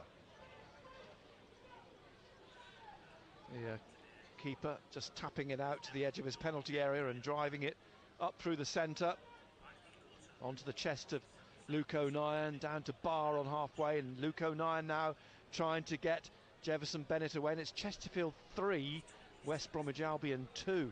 Dan Neil from the middle, out to the right wing. Roberts cutting inside now, getting away from Shipley, finds Ahmad in the box on the right of the 6-yard box. He tried to pull it back, but intercepted and cleared by Shrewsbury. Throw quickly taken by Hume. Bournemouth 1, Burnley 3. Ahmad on the line with Roberts. Roberts now back inside to Trey Hume. Hume into the middle to Dan Neil, the centre of the Shrewsbury half. To Luke O'Nien just behind him, and out to the left where Jefferson Bennett looking to try and find a way through. Back, he gets it from Barr. Back behind him to Luke O'Nien. Forwards through here to Michoud at the edge of the penalty area. Trying to get in here at the edges. Roberts, slow ball, low shot, just past the foot of the post. I tell you what, Gary Bennett's psiometer's very high today. Of the left-hand post. Good play again by Michoud. He's got that little bit of turn of pace, picks it up, drives in at the heart of defence. 0-0. And the goal kick for the home team in front of the Sunderland fans. The players drifted towards this near side. They congregate around halfway between the centre circle and the touchline, and Morosi's kick drifts to the left. And to be tied down your neighbour's curtain in the second half, won't you? Hume heads it on. Moore or Phillips trying to head it back on again, but Ballard manages to tap it back to Bailey Wright, back to Alex Bass at the right side of his 6-yard box, and he kicks up to halfway, and Taylor Moore heads it on. Bayliss heads it on again. O'Brien coming back into an onside position, but Hume here taps it back to Alex Bass, and now Sadie looks at the referee feeling that Bailey Wright blocked him at the edge of the area, but Scott Oldham has ignored that. Here's Michoud on halfway, Bayliss on his shoulder, but Michoud's held him off, finds Barr, taps it back to Dan Neil, forwards again just in the Shrewsbury half to Barr. He squares it to Hume in the last minute of the first half here. Hume rolls it out to Roberts on the right, but Shipley gets in front of him and allows it to run out for a throw to Shrewsbury about 7 or 8 yards from the corner on the left-hand side. Well, we've played the 45 now, and the fourth official will show us we'll have 1 minute, Simon Mather, of added time.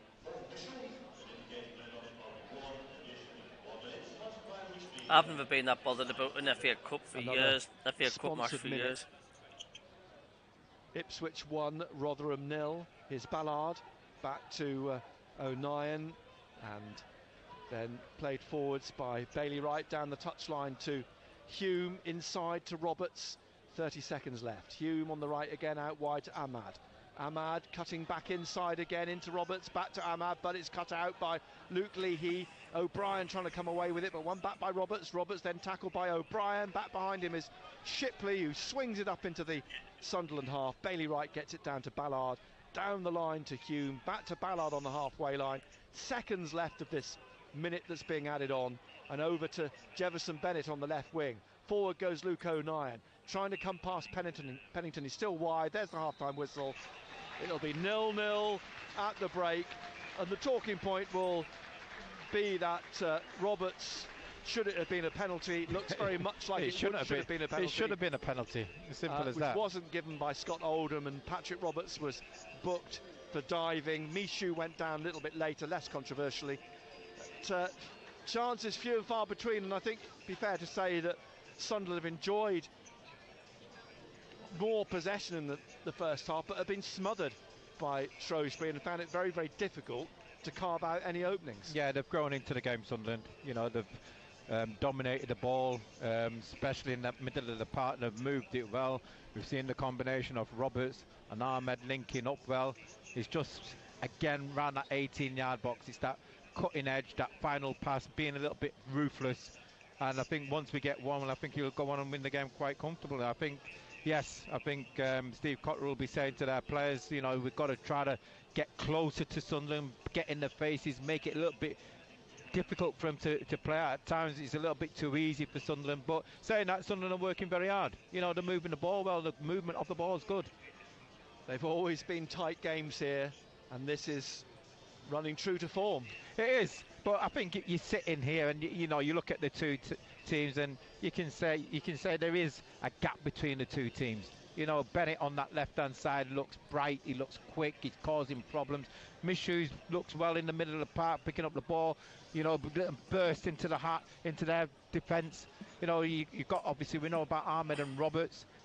What Tony Mowbray will be looking at is, yes, okay, it's nice on the eye. Now let's put it to bed. A question though, will he be also looking for them to basically just wear Shrewsbury down? Well, again, yeah, it's okay wearing them down. It's okay passing the ball for fun, but it's the end product of what you're looking for, and that's what Tony Mowbray will be saying to the players. Yeah, it's nice on the eye, but around that 18-yard box, hey, let's start working the goalkeeper. How many times have we worked the goalkeeper? In fairness, yeah, you're right. I mean, really, arguably only that dive down to the right when Roberts had that shot which went wide. Anyway, he hasn't really been exercised at all, has he? So that was an absolute stonewall penalty. That, like, I don't know if anybody's seen the replays of that yet. .com, but at the break, at half-time, it is Shrewsbury Town 0, Sunderland 0. If you love Knight Rider or Baywatch, then make sure you relive the music and the memories from two iconic decades with me, Simon Logan. Fantastic 80s and absolute ultimate storm. 90s. Sunday from 2 and anytime on the BBC Sounds app. The sound he of the takes Northeast. both his legs away. Radio Newcastle. His feet. Total Sport. BBC Radio Newcastle. Absolutely. Goalless then at the break. Some of the comments coming up saying a good reminder how bad League One was with these referees. Thank fuck we're out of it. There are 22 FA Cup games in total across today. Plenty of them were played earlier though at 12:30 and have already finished. Southampton won 2-1 at Crystal Palace. A James Ward-Prowse free kick that wasn't really a shot on goal but crept in the far post, and then an Adam Armstrong tap in after Vicente Guaita made an absolute hash of giving away possession in the middle of his own half. Crystal Palace losing 2-1 at home to Southampton. Forest Green Rovers against Birmingham City was postponed. Leicester City held on to win 1-0 away at bottom of League 2 Gillingham. Kelechi Iheanacho 10 minutes into the second half with the only goal of that game. Preston came from 1-0 behind to beat Huddersfield 3-1 in an all-championship game. Bambo Diaby and Alan Brown with the final two goals in the final 20 minutes. Reading were 2-0 winners over Watford as well. They scored in the last minute of the first half and the last minute of the second half. Spurs beat Portsmouth 1-0 thanks to Harry Kane 5 minutes into the second half. And then in the 3 o'clock game, so these are all half times, Blackpool 1-0 up on Nottingham Forest thanks to Marvin Ekpiteta. That would be a shock. Championship against Premier League. Accrington Stanley looking to avoid a shock at National League. Boreham Wood, they lead by 1-0 at half-time. Burnley are 3-1 up. Burnley of the Championship, 3-1 up away at Bournemouth of the Premier League. Manuel Benson and then Anas Zaroury has scored twice in the space of 4 minutes, so they lead at half-time, but that would pale into insignificance if this half-time result became a full-time score. Chesterfield 3, West Bromwich Albion 2. Chesterfield of National League, West Brom of the Championship. Chesterfield have been behind twice, equalised twice, and now Armando Dobra, with his second of the game, has made it 3-2 to the National League side at half-time. Fleetwood of League One are holding Queen's Park Rangers of the Championship 1 apiece at half-time. Fulham are 1-0 up away at Hull City. Levan Kurzawa 8 minutes before the break. Ipswich of League One lead Rotherham of the Championship thanks to Cameron Humphreys just before half-time. Brighton are 2-1 up away at Middlesbrough. Pascal Gross early on. Chuba Akpom equalised after 13 minutes, but Adam Lallana has given Send us a link, Ant, if you can see it. 2-1 half-time lead. And Sheffield United are 2-0 up away at Millwall at the break. Dan Jebison and Jayden Bogle. There are 4 games at 5:30. Newcastle against Sheffield Wednesday is at 6 o'clock. We'll talk more about that in a minute. And Liverpool against Wolves is at 8 o'clock. Get the latest team news, score updates and post-match reaction on Twitter at BBC Newcastle. BBC Radio Newcastle. There are a few games in League 1 and League 2. We'll rattle through these at half-time. Bolton Plymouth is goalless. Cambridge United 1, Bristol Rovers 2 now. Cambridge United had the lead early on, but Josh Coburn and Scott Sinclair Where's the stream at, Ant? Where are you showing Charlton 2-0 up on Lincoln. Morecambe 1, Cheltenham 1 as well. Those are the 4 games in League 1 today. The early game in League 2 had Salford City beating Northampton by 2-1. All the goals coming in the first half hour of that game. Half-time, it's Crewe 0, AFC Wimbledon 0. Harrogate 2-0 down at home to Colchester United. John Akindi and Noah Chilvers in the opening 20 minutes. Leyton Orient against Doncaster is goalless. Mansfield are 2-1 up on Barrow. Rochdale lead Newport County by 1-0, and it's Tranmere Rovers 1, Sutton United 1. The former Sunderland striker Josh Hawkes with Tranmere's goal. The Newcastle United and Sunderland AFC podcast. Subscribe on BBC Sounds. BBC Radio Newcastle. What chat have you shown that on? Gateshead away at Barnet in the National League. That one is goalless at half-time, and so too is Blythe Spartans at home to Kings Lynn in National League North. At Matlock Town 0, Morpeth 1 at half-time. Sam Fishburn giving Morpeth the lead away from home. It's South Shields 1, Marine 1 in that same NPL East Division. Does that mean he'll get his yellow card rescinded then? Equalising about 10 minutes later. The 3 games we would have been interested in the East Division involving Dunstan, Hebburn, North Shields and Consett, the last 2 of whom were playing each other, all postponed because of waterlogged pitches. So our non-league reporter is at the Northern League Division 1 clash between Ashington and Penrith. Paul Dixon can tell us how the first 45 minutes have gone. Well, the half-time score, Colin, is Ashington 1, Penrith 0. And really, the game should have been out of sight. Lee Mason, Dean Briggs and Dan Maguire all had wonderful chances to add to the score. But when it looked as though Ashington weren't going to score, I mean, on 30 minutes, Robbie Dale was brought down in the box. Referee pointed to the spot. Dale picked himself up, but a real poor penalty and the goalkeeper saved. But then on 44 minutes, Robbie Dale broke the deadlock and showed all his class. Beat 2 defenders in the box and then stroked the ball low into the corner of the net. I don't think Penrith have really had an effort on goal, and it's all Ashington. But it's 1-0. They'll be delighted in the dressing room, Ian Skinner, that they've got their nose in front, but it could have been 4 or 5. 1-0 at half-time, Colin. Paul, thank you indeed. We will do our local football roundup at half-time. Can you send us the link to that Twitter penalty thing? Around about 6:45 tonight. Christmas might be over, but don't worry, we've got more presents for you to unwrap. Ooh, is it a horse? It's better than that. Is it a horse ridden by a bare-chested Gary Barlow? Okay, that's just weird. Oh, I know. Is it tickets to see Newcastle United and Sunderland play at home? You got it. Ahead of every home game this season, make sure you join me, Matt Bailey, at breakfast for your chance to win tickets to St James's Park and the Stadium of Light. Gary, come back! Who knew people fantasised about Gary Barlow? The sound of the North East at breakfast. BBC Radio Newcastle, making a difference in the North East. I mean, Gary Barlow? Yeah, at least make it Gary Bennett. Shrewsbury 0, Sunderland 0 at half-time. He and Nick Barnes back in just a few minutes' time. for full commentary of the second half in the third round of the FA Cup. And Newcastle United play their FA Cup third round tie later on. It is a 6 o'clock kickoff at Hillsborough, Sheffield Wednesday. The opponents, Matthew Raisbeck and John Anderson, will, as always, be the commentary team, but Razor is already in place and joins us now for a couple of minutes. Good afternoon, Razor. Good afternoon, Colin. Multi-million-dollar question then. Who plays for Newcastle United this afternoon? And does the League Cup quarter-final on Tuesday night play on Eddie Howe's mind today? Yes, I think it will have some bearing on the 11 that we see today. But as for who is in the side later, we're not entirely sure. And Eddie Howe was giving us no clues yesterday at his pre-match press conference. He said then that he hadn't selected a starting lineup for this match. He wanted to see a few more things in training. But we are expecting changes, obviously, because it is an opportunity to play some of the fringe players and those who haven't really had too many starts, too many minutes recently, but have still played an important part over the last few weeks. Maybe the likes of Jacob Murphy, who had a loan spell here at Sheffield Wednesday a couple of seasons ago.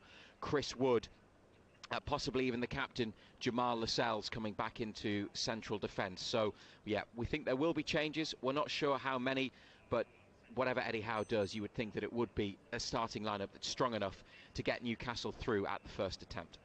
And it should be, bearing in mind there are two divisions between the sides, and you'll have worked it out better than me, but you're probably looking at about 44 places, something like that, between the two sides. Sheffield Wednesday, though, doing very well in League One. Second top, on a very good run of form. They might just fancy the chances of an upset. Well, Newcastle unbeaten in 15, which is impressive. Sheffield Wednesday haven't lost in 17, which is even better. So I take your point, yeah, and they are chasing promotion back to the Championship, which will be their priority. But it's a big night for them and a chance for their players to show what they can do against a top Premier League side. They do have a few injuries, and headline players like Barry Bannon, who is a former international and Premier League footballer, is unavailable through injury. But they have some players that we'll be familiar with. Colin Reece James, a defender who was at Sunderland a few years ago, and Michael Smith, a striker born in Wallsend, a Newcastle fan, a former teammate of Dan Burns at Darlington. So it'll be a big night for him if he plays. Looking forward to seeing how good they actually are, and I think it could be quite a spicy and interesting cup tie. But you would back Newcastle to go through, and one thing Eddie Howe will definitely not want, with the League Cup quarter-final coming up and more Premier League matches later this month, is a replay. So they'll be trying to get it done tonight. They will indeed. It is a 6 o'clock kickoff this evening. Matthew Raisbeck, thank you very much indeed for the moment. Razor will be joined, of course, by John Anderson. So, 6 o'clock kickoff.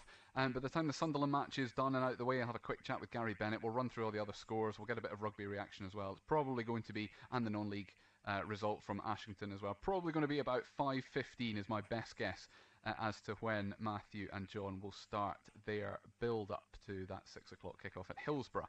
Now, in theory, our first commentary match of the day should have already ended. I don't think it has quite, though. Newcastle Falcons at home to Leicester Tigers in Rugby Union's Premiership. I feel a little bit guilty doing this because it's probably the most exciting bit of the game, but we're going to dip into Ian Smith and Dean Gray anyway, who can bring us up to speed if they can hear us in what is presumably... Has it finished yet, Smithy, or are you still in the dying embers? We're down to dead time, we're down to 0. Your timing's perfect, Colin. And absolutely perfect, and they were playing advantage after the clock had gone to 0, but Leicester have scored from the advantage, and that's given Leicester 24 points, and that is their 4th try, so that'll be a bonus point try for the Leicester Tigers. But Newcastle, on the other end of the scoreboard, have got 45 points. You wouldn't believe it. Newcastle have put Leicester Tigers to the sword this afternoon, and that is really a consolation try for Leicester. And Newcastle have been absolutely superb, and Dean was going to wax lyrical about the way that Newcastle have played, but you're sitting next to me dying to do so I'll just let him finish off. By the way, you've got about 60 seconds before the Sunderland game restarts, so feel free to put those 70 odd points into 60 seconds. Dean, off you go. I'll try my hardest. Hat-trick first half by Mateo Carreras, one from 85 metres, possibly the man of the match to Chavez in the line-out similarly. Final score, Smithy said here, 45-26 to Newcastle Falcons. Second weekend on the road that the Tigers have been absolutely thrashed. A performance I don't think anybody saw coming. Newcastle scoring 6 tries throughout that game. always looking in control of it against the Leicester Tigers side. We have to say were Premiership champions last season. Came with a 6-2 split, a lot of forwards, a lot of power. Just the best performance, Colin. I'm absolutely breathless, to be quite honest. I have seen from Newcastle Falcons for many, many a season. Tries coming at regular intervals and just finding that space on the edge. Smithy wants to come in here because he's really excited as well. I know you want to go to Sunderland game. That moves Newcastle up to 7th in the table. Brilliant. Thank you very much. Thank you very much to both of you. Yeah, Smithy's going to go off and have a chat with Dave Walder now, and we'll recap that game later on when we get to that gap between Newcastle and Sunderland. But brilliant performance from Newcastle Falcons this afternoon. Sunderland now the focus for the second half. We go back down to New Meadow. Second half of Shrewsbury against Sunderland. Nick Barnes and Gary Bennett with us in just a tick. The sound of Sunderland. Richardson's free kick. Oh, yes! Richardson! Just torpedo pass given. And Sunderland take the lead. Pritchard still going in the edge of the penalty area. Loesch. Yes! A goal! Goal! Get it in! The red and white army stand applaud. Great sport kicks off here. BBC Radio Newcastle. Well, you arrive as the rain arrives, and Shrewsbury Town get the second half underway. They have just made a change, and it's Aidan O'Brien who's been replaced by Tom Bloxham up front, a 19-year-old former Leicester City youngster, but signed from non-league. So one change made, that's by Shrewsbury, and it's the former Sunderland striker come midfielder Aidan O'Brien who's replaced. And Sunderland, well, no changes. Bass in goal, Hume right, Ballard on O'Nien, Neil, Michu, Robert Sparr, Bennett and Ahmad, as Killian Phillips trying to find Bayliss, and there's a handball by Bayliss at the edge of the Sunderland penalty area. So apologies.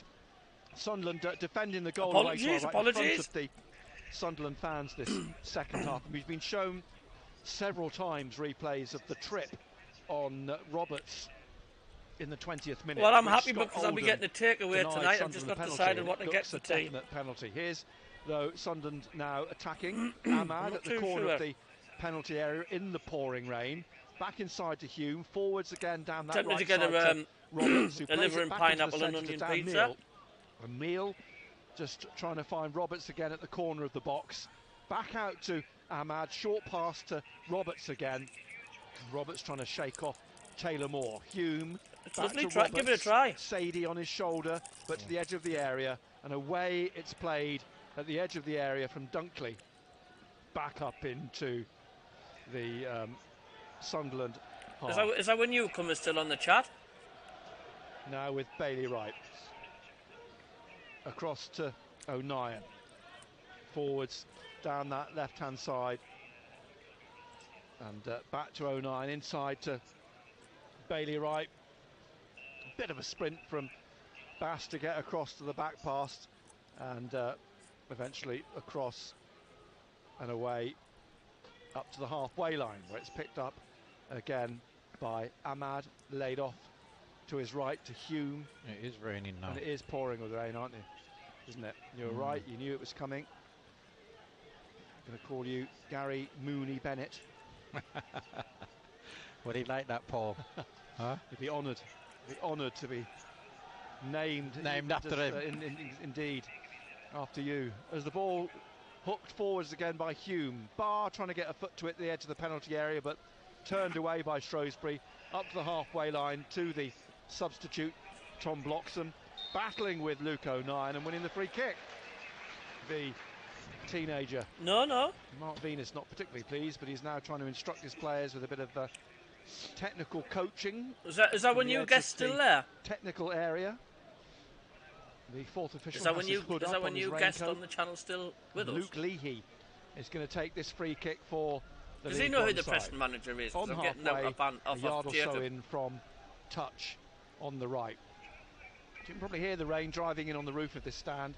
The ball's rolled down the right of the penalty area. Sadie onto the goal line. Tackled by Bennett did well. Jefferson Bennett. And the throw on the right for Shrewsbury. I'm not interested in that. Like, if he weren't with us in the first half, Christian Sadie on loan from Bournemouth.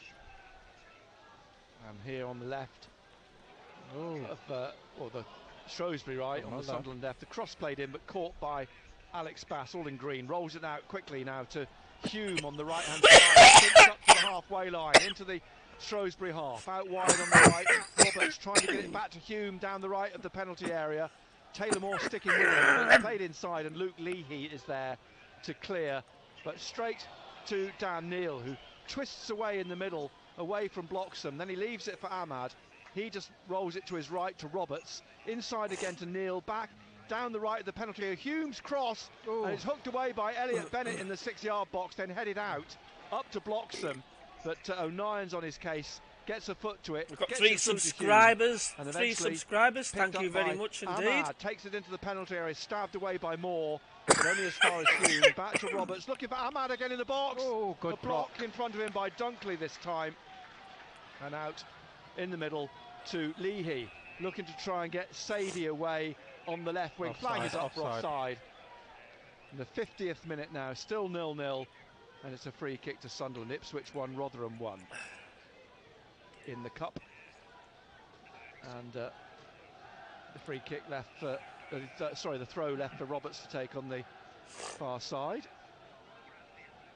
Back to Bailey Wright, out to O'Nien, forwards again to Mishu, calling for help. Bennett on this left-hand side, a poor pass inside. Bloxham's got it now for Shrewsbury in there. Blue and amber stripes down the right wing. Bennett goes to cut back, but the ball played into the penalty area straight to Alex Bass. It's gusty winds and raining. What a ball played up now to Roberts. Roberts taking this on now. Roberts into Ahmad. Back to try to get it back to Roberts. Roberts has gone down. Referee gives nothing. And Roberts would be starting to think there's an agenda against him from Scott Oldham, the referee. Back it goes to Marco Morosi in fluorescent yellow. Up to the halfway line on the right, Elliot Bennett. Jefferson Bennett trying to get it off him, and it rolls out over the touchline for a throw to Shrewsbury Town. Tony Mowbray. This referee's an absolute cockwomble, like. In the pouring rain. Standing with his hands in his pockets still at the edge of the technical area. Pennington on the right, back to Dunkley. Jay Dunkley. Signed from Sheffield Wednesday in the summer. Bailey Wright slides in and gets a ball back from Bloxham. Mishu takes it on, gets it to Ahmad, back to Dan Neal, out wide on the right hand side to Roberts, trying to cut inside now. He was tugged, but the referee's played the advantage. Roberts still going. He's blocked by Phillips in front of him, but finds down the left of the penalty area Jefferson Bennett. He plays it back here for Mishu. There's a bad ball by Luke Leahy. It's a bad pass. He's got away with that and plays it across to Shipley on the left, up to the halfway line looking for Sadie. On his shoulder is Ballard, and the referee's going to blow for a foul by Ballard on Sadie. Over on the left on halfway. 0-0 still in the 53rd minute. The draw for the 4th round is at 4 o'clock tomorrow afternoon. Clark and Stewart are warming up. I'm sure the one thing that Tony Mowbray doesn't want is a replay on Tuesday week. As Bayliss chases the ball, Wright gets in front of him, back to Bass. Bloxham goes to close him down, challenges Bass, and he's fouled him.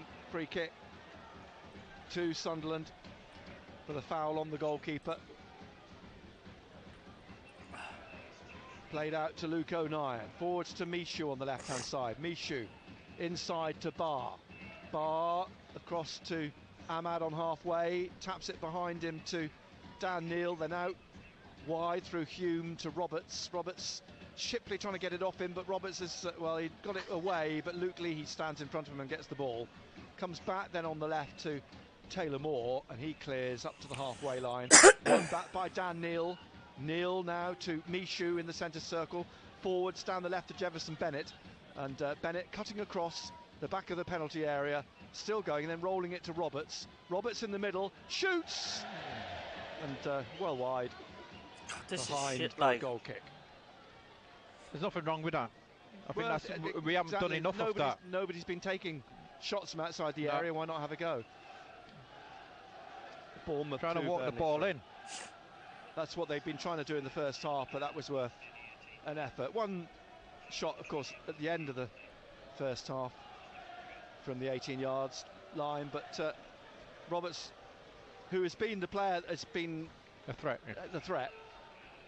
Trying there from just outside the box. 0-0 still. Luke Leahy heading it on. Nodded down by Michu. Dan Neil in the centre circle. Fouled by Killian Phillips. Quickly taken free kick by Ballard. Ahmad whipping it out to Roberts again on the right hand side. The overlap from Hume. Hume sprinting down the edge of the penalty area. Shipley blocks the cross, and it's a throw to Sunderland. BBC Radio Newcastle, we will have full commentary from 6 of Sheffield Wednesday against Newcastle United, as Sunderland and the still pouring rain trying to work an opening again. Ballard to Roberts, down the right to Ahmad. Ahmad again, Hume. Thank you, Snatch222 for the latest subscription. Shrewsbury and Luke Lee, he's got the ball away down the left towards Sadie. Well done, Ballard. And, eventually Ballard Somebody back to Snatchers Alex Bass. Ahmad gets back to his feet, hobbling a bit. Right, tapping it back to Bass. Bass clearing. Referee blows. It's all about the Bass. What did he see there? It's a free kick. Or was it a corner? Did corner. The ball, it just went out, didn't it? The ball just went out. As Steve Cotterill has a word with Marco Morosi, his goalkeeper, who goes away with a big smile on his face, and Steve Cotterill smiling too.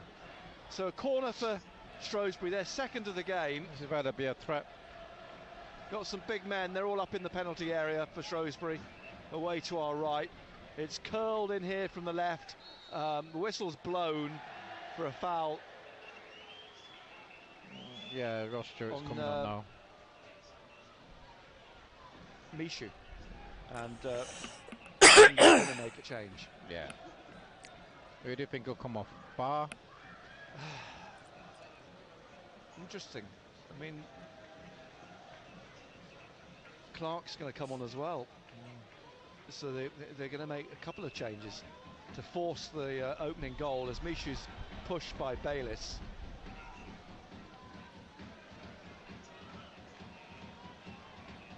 We're in the 57th minute. 0-0. Here's Roberts, a couple of step overs onto his left across the back of the area.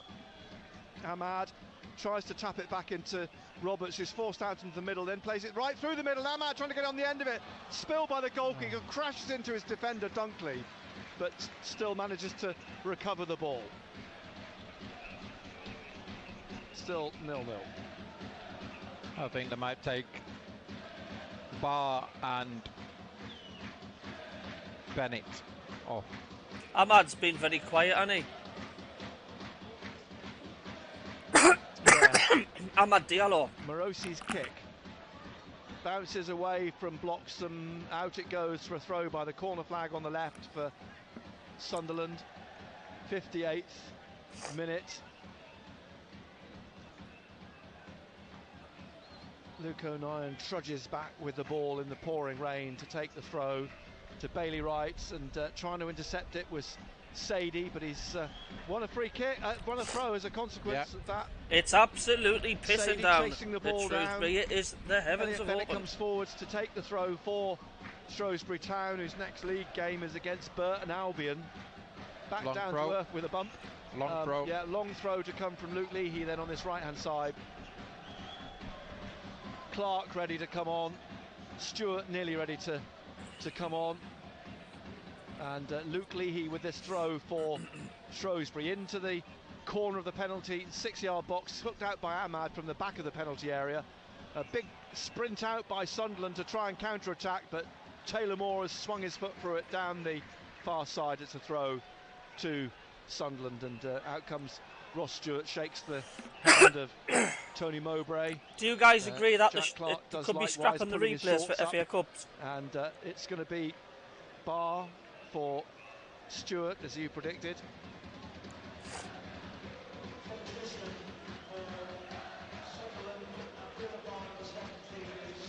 So Barr goes off on the far side, and it'll be Bennett for Clark.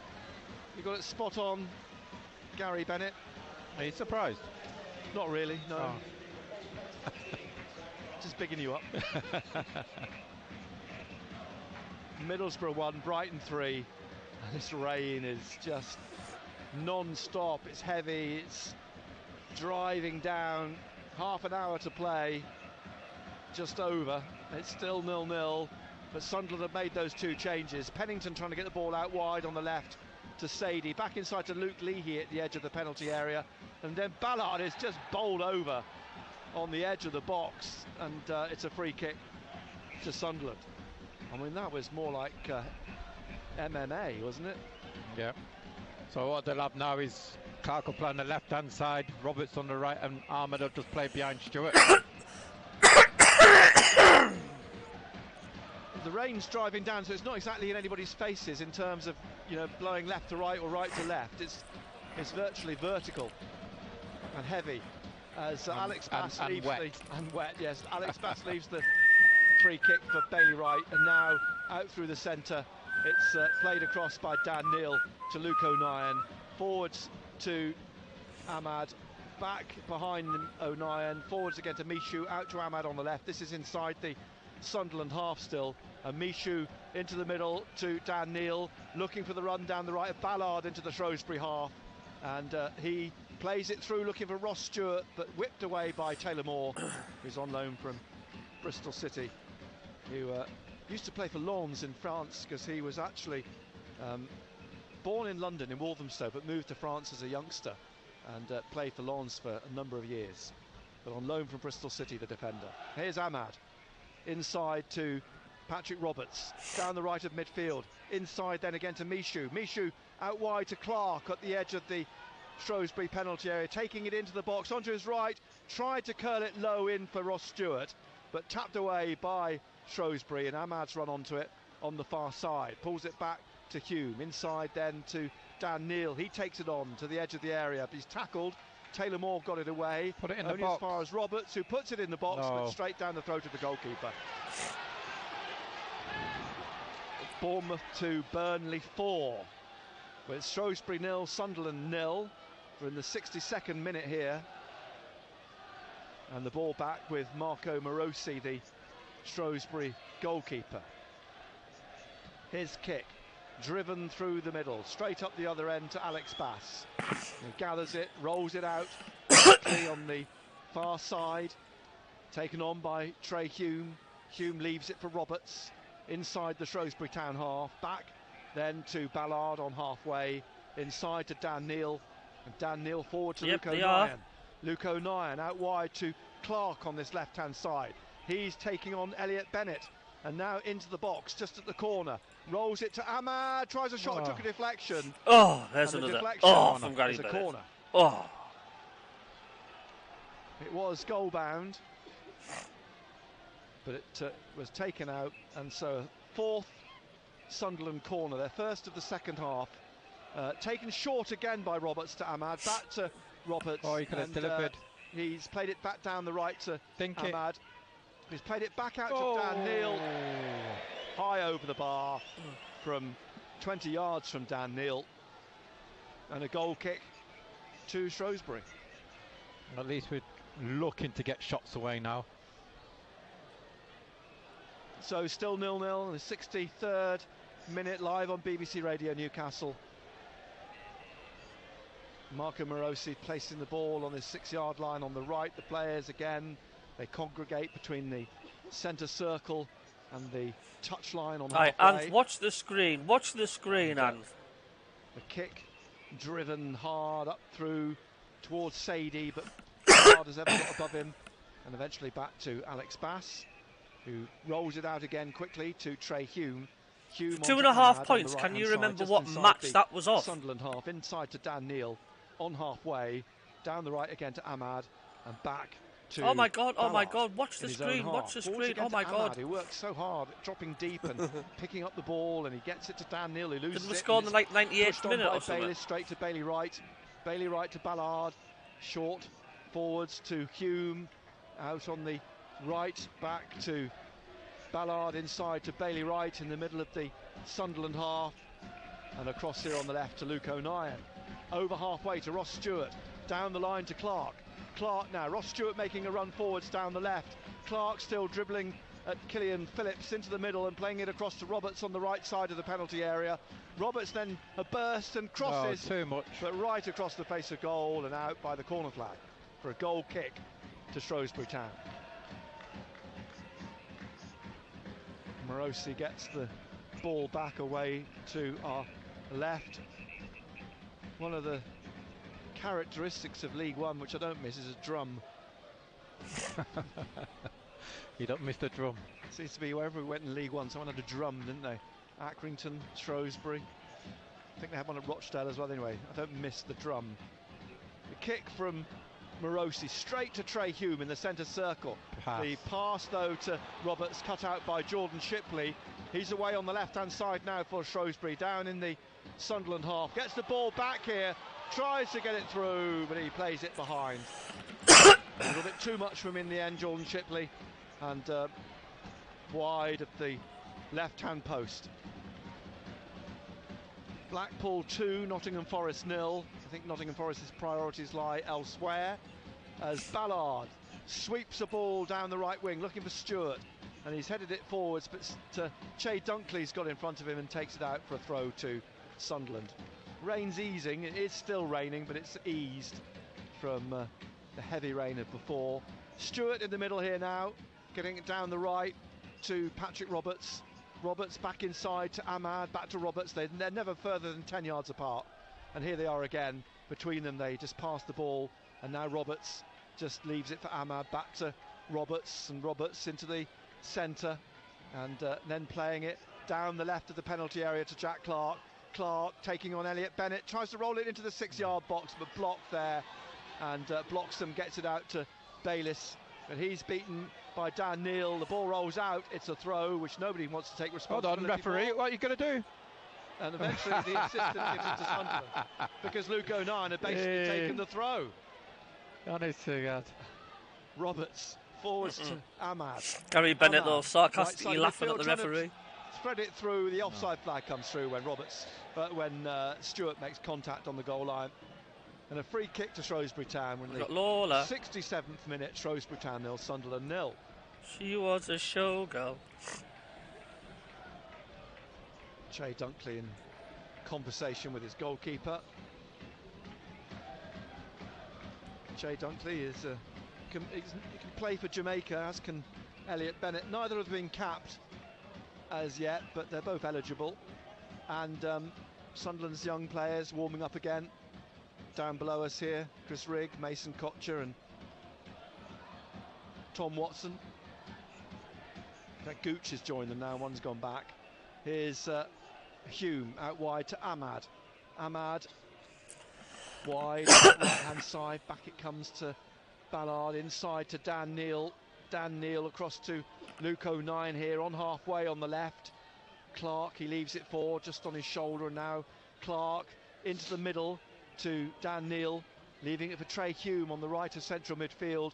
Drives one in, it comes through towards Stewart. Tried to get a little flick in front of the goalkeeper, and he's got it away, Morosi. I think he just got clipped by Stewart, but he got the ball away, and it's come back through to Bailey Wright inside the Sunderland half. Out to Ballard, forwards then to Trey Hume, back to Bailey Wright behind the centre circle, on to Mishu in the centre circle, and Mishu to Ahmad just ahead of him. Ahmad to Patrick Roberts. Roberts just dribbling forwards. He's got Ahmad just inside. Ahmad then picks it up, drives a shot in, spilled by the goalkeeper. Nobody's followed it through, and Dunkley will now try and clear it. Driven straight at the keeper, but he couldn't hold it. Come back to Bailey Wright on the halfway line. Leaves it for Luke O'Nien. O'Nien now looks up inside to Stewart in the middle, and he's tried to get the ball away, but won back by Luke Leahy. Now Bailey Wright trying to keep it away from Sadie down the right of the Sunderland penalty area, and cleared by Bass. Out to Mishu. Mishu leaves it for Dan Neal. Neal out to Luke O'Nien on this left-hand side. 69th minute, 0-0. O'Nien driving on, finding Clark now down the left at the left side of the penalty area. He's got O'Nien behind him, but he's fouled. Elliot Bennett just clips him. I mean, how can you give a free kick for that and not give a penalty earlier for Roberts? Luton Town 2, Queen's Park Rangers 1. 0-0 here then at Shrewsbury Town. We're in the 69th, nearly the 70th minute now, live on BBC Radio News. Easy. Forwards here with the ball at his feet.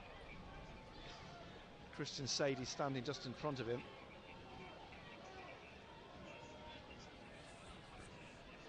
Good delivery. Has marched Sadie back 10 yards. Bailey Wright. I think we'll have to put a big screen on the outside of the stadium. Ahmad.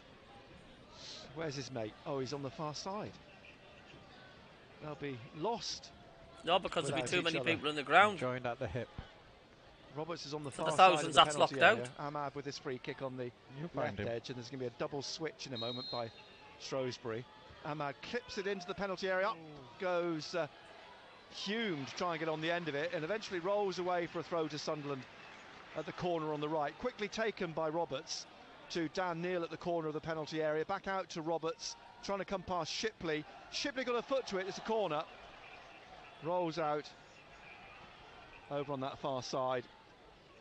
Rob Street, who's on loan from Crystal Palace, and Pike to come on. Yeah, he's a striker, and Rikael Pike, who's also a striker, ready to join him as the ball fed in, but headed up by Phillips to the edge of the area, but it's headed across to the touchline where Bailey Wright's fouled.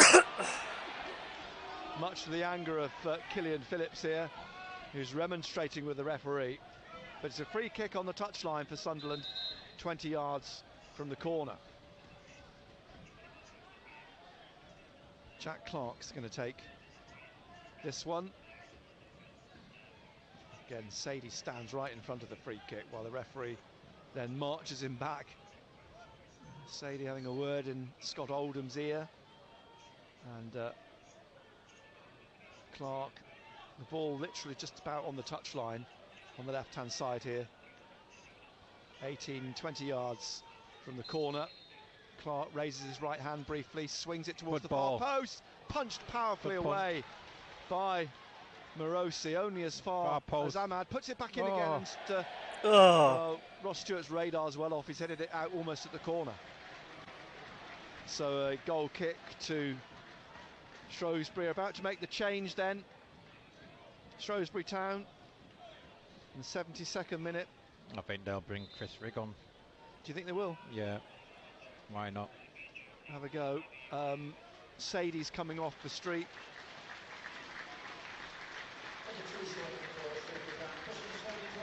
And the change will be Elliot Bennett, replaced by Pike. Blackpool 3, Nottingham Forest 0.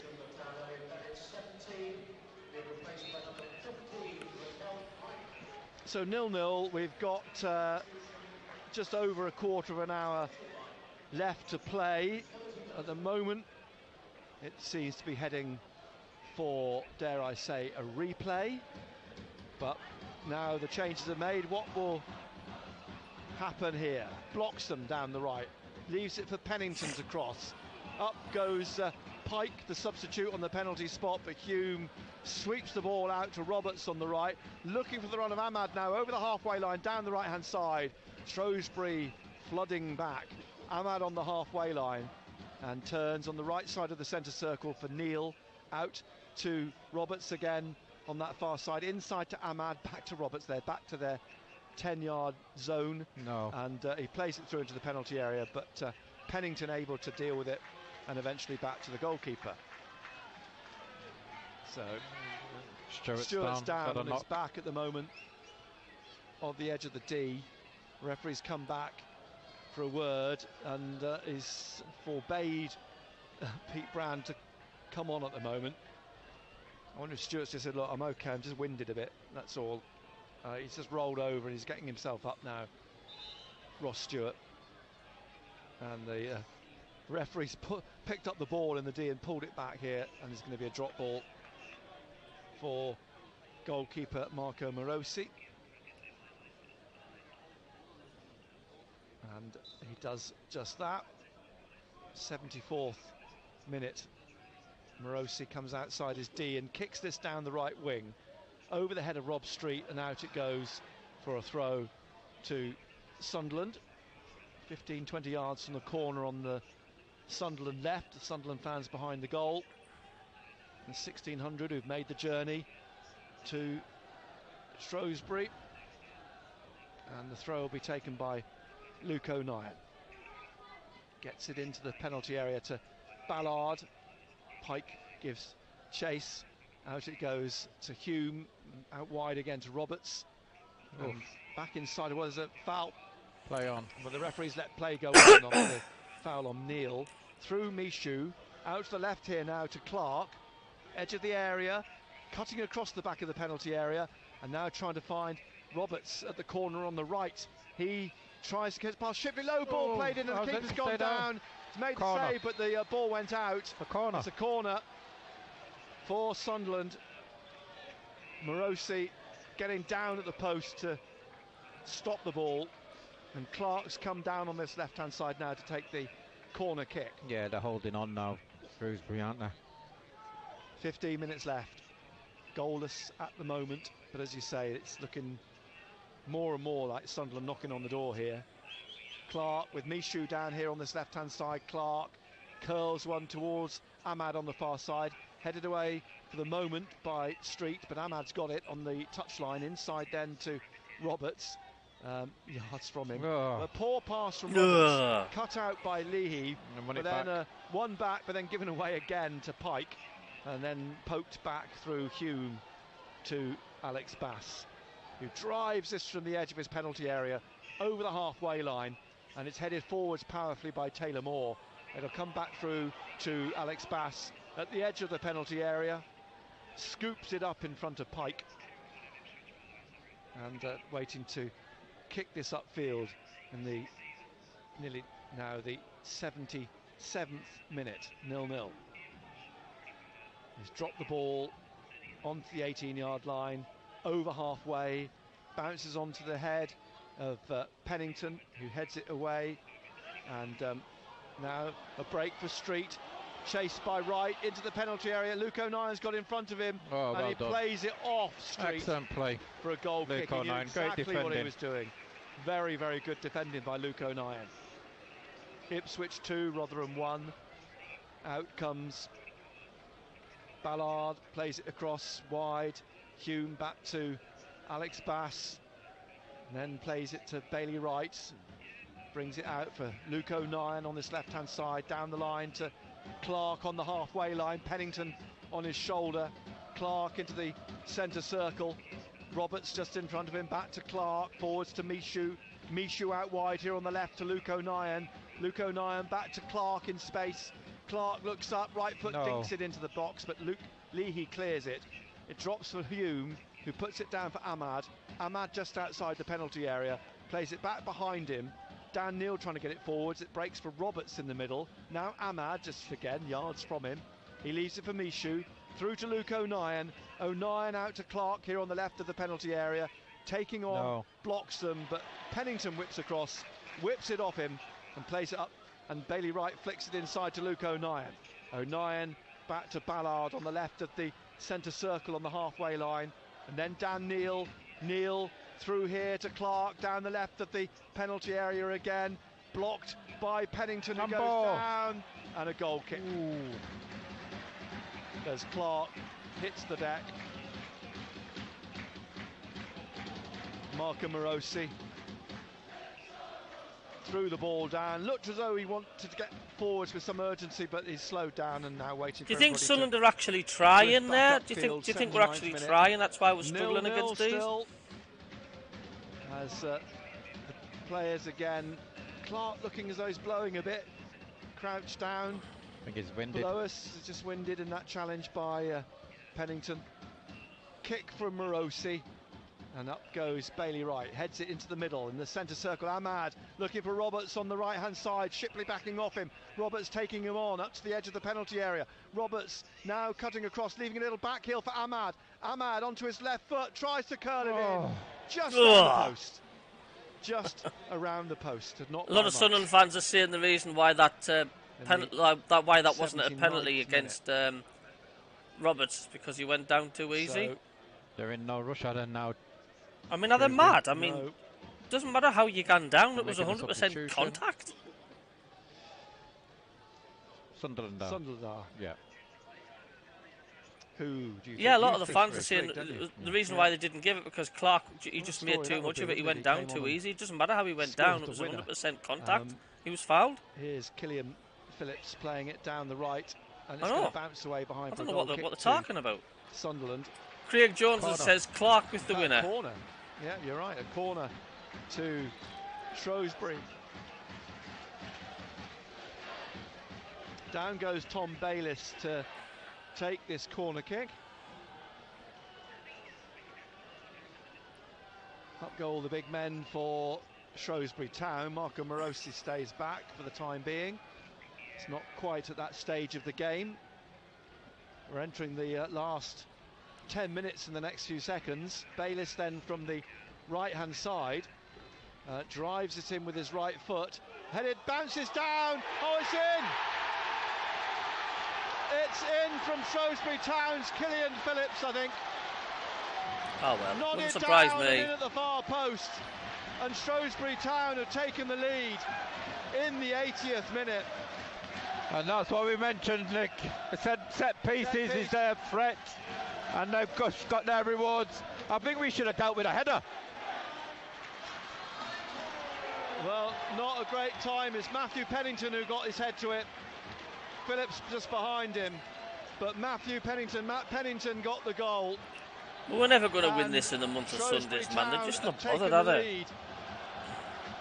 With only 10 minutes to go, Mishu's coming off, and Chris Rigg, the 15-and-a-half-year-old, is coming on.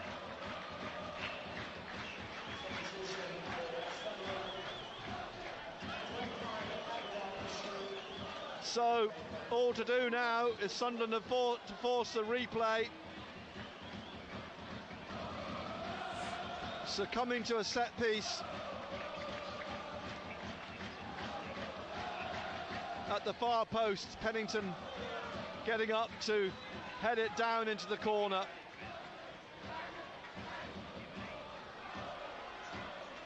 And the ball now back in the Shrewsbury half from the restart, and Sunderland have just got to go for it. Shrewsbury Town 1, Sunderland They're 0. clearly just not bothered about it, honest to God. I mean, I'm not asked. Boreham Wood 1, get rid of the Stanley football cups 1. as far as I'm concerned.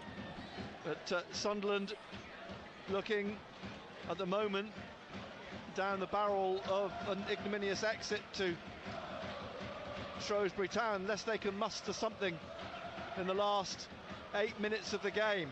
Here's Luke O'Nien on halfway, gets it to. It's clearly that we are Dan focusing Neal, on the league, because I mean, if this was, Roberts, there's no way we would Clark lose this if we were full on and we wanted Rigg to calling gun for it for down it. the left, played into the middle. Stewart trying to get it through to Rigg, but cut out by Pennington.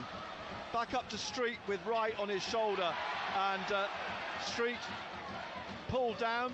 No, says the referee, and Clark has it in the penalty area. Clark dribbling through now. Ross Stewart trying to get it to Rigg again, but cleared by Shrewsbury, back up over the halfway line. And Wright has to That's get the back 50-year here, anniversary Street's celebrations lurking, over and with, plays then. it to Time to take the streamers down. Alex Bass. 83rd minute, Shrewsbury 1, Sunderland 0.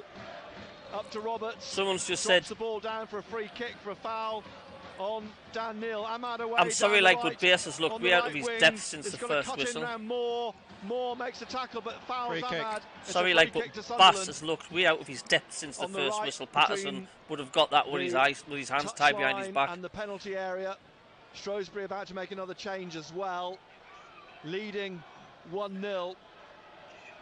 They've got something to hold on to. Ipswich 3, Rotherham 1. Let them have the fucking next round of the Middlesbrough 1, cup. Brighton 4. And good delivery. Here, Costa. Yeah. Julian Da Costa waiting to come on. Good delivery. Come on. The free kick from the right then. Roberts to take this. Referee's ready. Roberts with his left drives it in low. That's Easily poor. blocked at the edge of the 6-yard box and cleared into touch on the far side. And Da Costa's coming on now for Bayliss, whose corner it was, led to the Shrewsbury goal. There's another piece of paper going on the pitch. Absolutely not. Yeah, it's about as important as a friendly, this match today. What instructions do you think might be on there? What do you think it might say? What do you want for your tea? It's a recipe. Sunderland waiting to take a throw on the far side, and in no hurry to make the substitution. Finally, I mean, it's no longer a multi-million-pound competition. It's not the main thing, the FA Cup anymore, and it's a damn shame. But there's that much money and things riding on the league and stuff. That is priority, unfortunately. But it really is. Only one win. They're 1-0 down here. Sunderland, the ball back with Dan Neil just in front of the centre circle to Baylor Wright to his left. Back through the middle to Neil, now poked through. Rigg trying to get on the end of it from O'Neill. It comes back out to Stewart, blocked again. And now Hume trying to get on the end of it, but Shrewsbury get it out to Street. They're on the counter-attack here. Across comes Ballard, cuts the ball off away. Da Costa fouled. No, says the referee, it was the other way round. Da Costa fouled Clark. So free kick now for Sunderland, just inside their half on the left. Just shy of the halfway line. Quickly taken. Rigg back to O'Neill. O'Neill across now to Ballard on the far side. And Ballard to Ahmad just inside the Shrewsbury half, and now it becomes even more a talking point that Roberts was denied that penalty. It's just a waste of time. By referee the FA Scott Oldham. It's just a waste of time, because let's face it, you're never going to win the bloody thing, are you? It's like all it does is just cause fixture congestion, tire your teams out, players out, get injuries. And Dan Neil Stadium's not even a quarter full. It's just a complete waste of time. Out on that right-hand side for the cross from Hume. It drops for Clark. I think hats off for Sunderland for dropping out. I really do. You've got to concentrate on the league. That's our priority. Again. Plays it back to Dan Neil. Same with the League Cup and all. Trying to find an opening. Oh, we're out with that, aren't we? Clark on the left again. He cuts into the middle, plays it into the centre to Ahmad, and Ahmad down the right to Patrick Roberts again. Patrick Roberts cutting back in, and Patrick Roberts then a little back heel to Ahmad. Ahmad back to Patrick Roberts, and he drives a shot in. It's spilled by the goalkeeper, but round behind for a corner kick. Clark goes down to take the corner. Sunderland's 7th corner in the 87th minute, trailing 1-0. Steve Cotterill and his coaches making all sorts of noise as Rigg puts in a cross over the top though of Ballard as it came forward. It's dropped to Ahmad on the far side. It's poked behind for another corner. As Sunderland trying everything now to find an equaliser. Ahmad's going to take this corner from the right-hand side. Ahmad swings it in with his left. It's headed out though by Luke. Got to be better than that. Roberts back into the centre circle to Dan Neil. Back to Roberts on the right-hand side. Roberts through at the edge of the area to Hume. He's at a stretch and Stewart has to win it back. Hume's low shot blocked by Phillips. Hooked away at the corner of the penalty area by Shrewsbury. Dan Neil back in his own half, steering it back to Alex Bass, who passes it out to Bailey Wright. Forwards to Ballard on the halfway line on the right-hand side. Ahmad in the 88th minute here, trailing 1-0 Sunderland. Forwards comes Roberts again. Back behind into Ahmad. Ahmad now trying to find an opening on that right-hand side with Roberts. Roberts on the right of the penalty area. Trying to pull it back now for Rigg, who crosses to the far post. Hume nods it down. Hooked away again by Shrewsbury. And then Neil heading it down to Bailey Wright on the left touchline. They look for a throw, Shrewsbury, they win it. And this 15, 20 yards back inside their own half as we creep towards the last minute of the game. Shrewsbury leading 1-0. Referee Scott Oldham didn't add on much time at the end of the first half, and there's not been much in the way of stoppages in the second half either.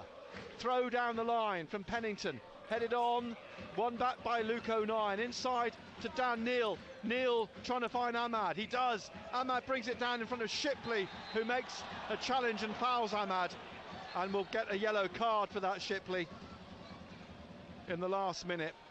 And a free kick quickly taken by Ahmad, but he's pulled back by the referee. Blackpool 4, Nottingham Forest 0.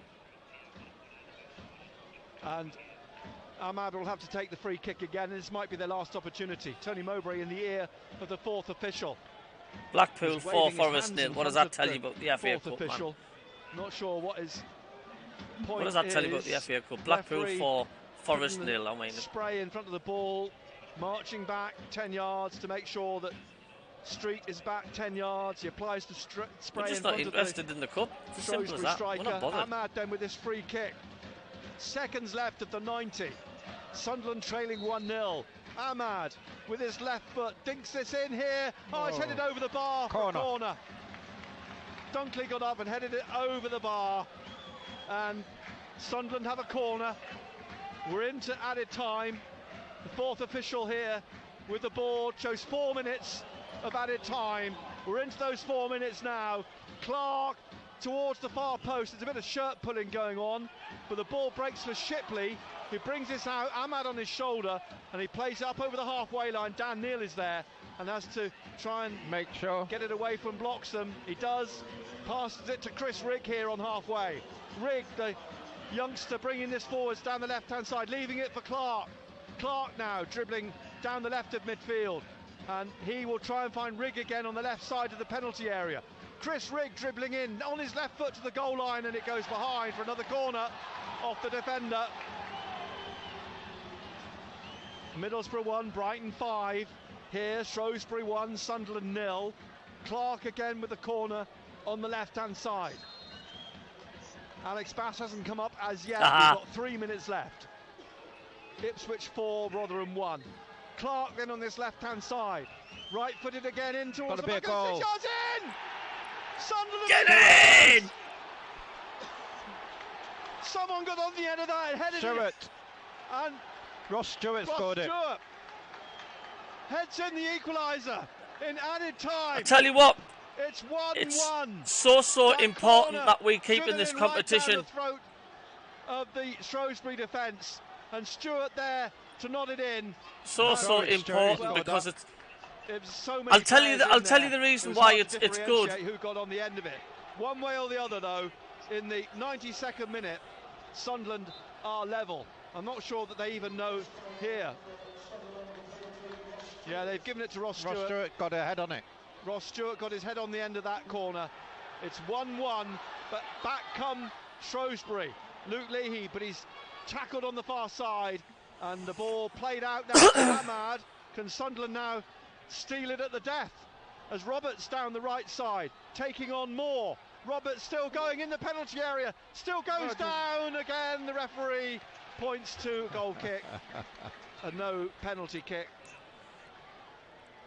And a replay now on the cards on Tuesday week. No, but I'm being serious though. I mean, if you can have a cup run, it does the team a good morale. If you a win or a point, it's if you can have a good cup run, it's good for the team morale and the team spirit. For Shrewsbury, you've got to say he's a machine, and Ross Stewart. He is, isn't he? Is that 5? Remarkable. He's scored 5 goals in the last. Something like that, isn't it? 5 and 5. 5 and 5. Scored, of course, against Rotherham before he got injured in the warm-up against Middlesbrough. Here's Pike, though, for Shrewsbury at the other end in the penalty area. Low ball blocked, and it will bounce awkwardly before Ballard clears. Headed on, flicked on by Stewart, looking to try and get Roberts away, but Shrewsbury get a foot through it, and it will drop back behind for a goal kick. They've got to be happy with the draw under Shrewsbury. Yeah. Blackpool 4, Nottingham Forest 1. We're got 30 seconds or so left. 1-1 as the ball floats up into the centre circle. O'Neill nods it down now for Chris Rigg. You fancy us at the stadium tonight then, lads? Picked up by Dan Neal. There may yet still be a story here as Ahmad on the corner of the penalty area. He looks up, he's taken it into the box, he's still got the ball, plays it back to O'Neill. Oh! They've only got to win it. First goal here for Sunderland, and he's driven it in from the edge of the penalty area. Fantastic. Into the bottom left-hand corner. And Sunderland just won the FA Cup tie. Great play. Oh my God! Finish that is from Luke O'Neill. 2-1. Luke What O'Neill a finish! Has scored at the very, very end of the game. That is what you call character. Get in soon. That is what you call a team who's playing with a lot of confidence. And what is Luke O'Neill doing up there? What a strike this is from Shrewsbury O'Neill. Look at this. Leaving now in Fantastic. Excellent finish. Oh, get in there.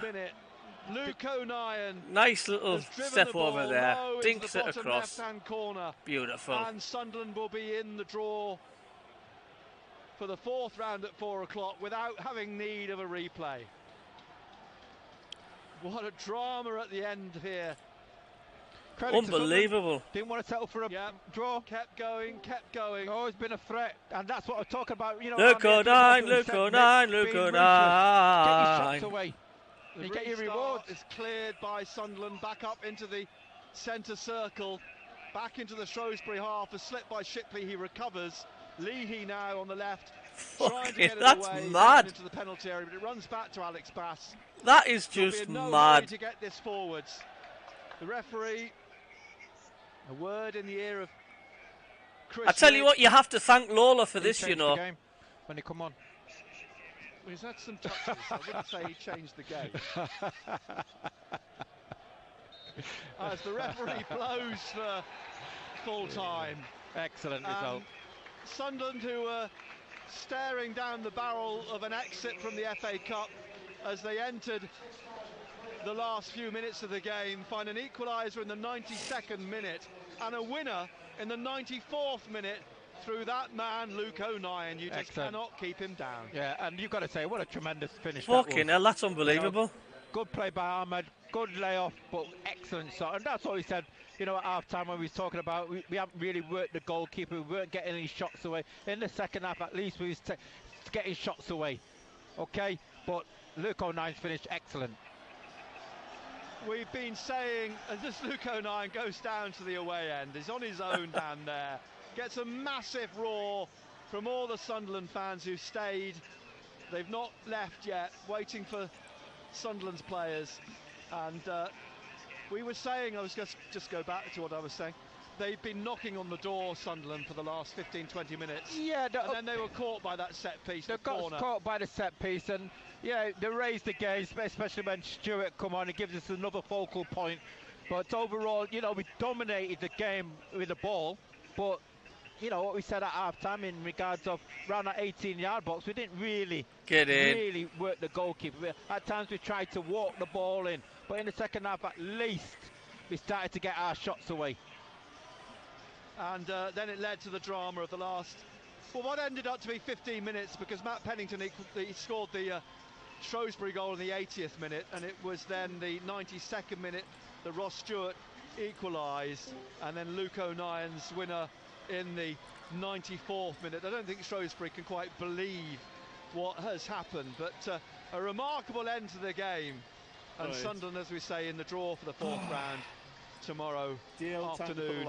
I said we were going to win that 3-0, so that didn't really pan out all that well. The sort of result, the sort of way it was won that sometimes brings that little bit of magic to the FA Cup and make you start. Well, that's what the FA Cup's all about.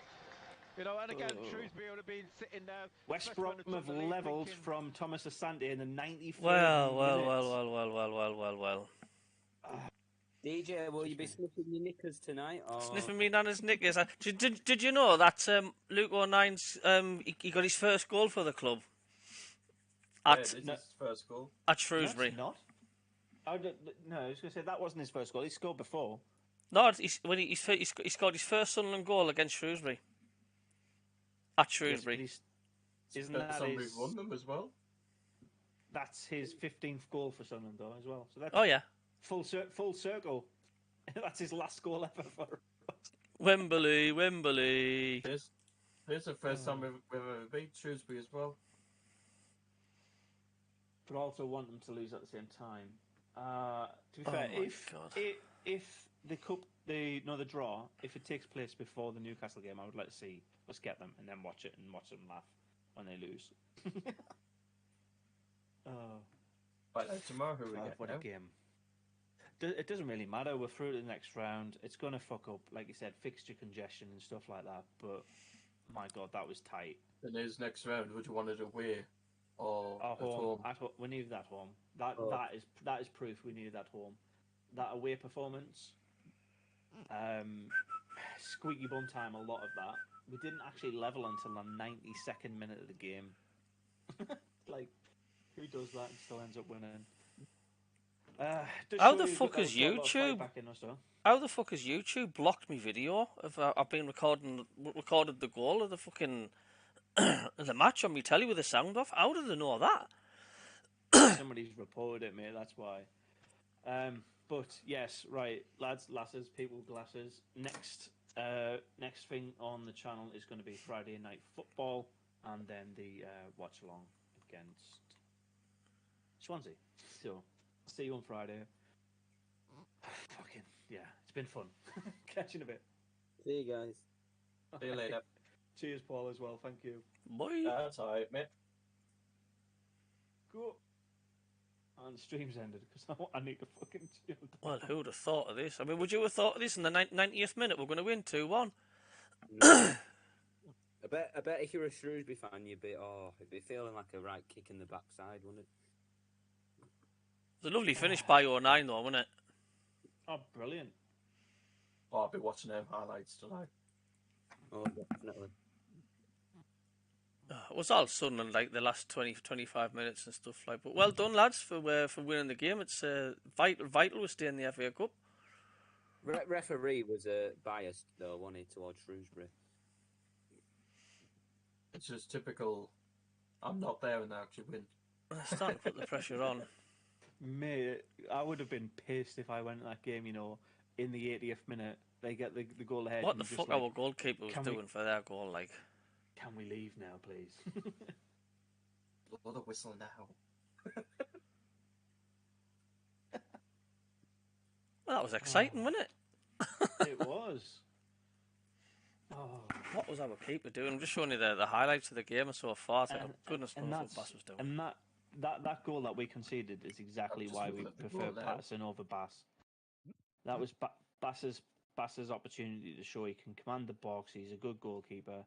He had 2 shots at him, and oh, what a goal! I've just seen it back. The Luke 09 goal. I think it is 09's. Yeah, the second one from the edge of the D. Yeah, because you can just see Tony Mowbray looking down at the floor. Yeah. Yeah. Yeah. It is what it is with Sunderland, though. You can't ever predict it too well. Mental. For me, I think Chris Riggs actually changed that game, mate. Really? Since he came on. That's not a bad shout, mate. I might have to re-watch the last 20 minutes of the game because I can't be asked to watch the whole thing again. That was just pain. But yeah, I might watch what happens to Riggs when he comes on because.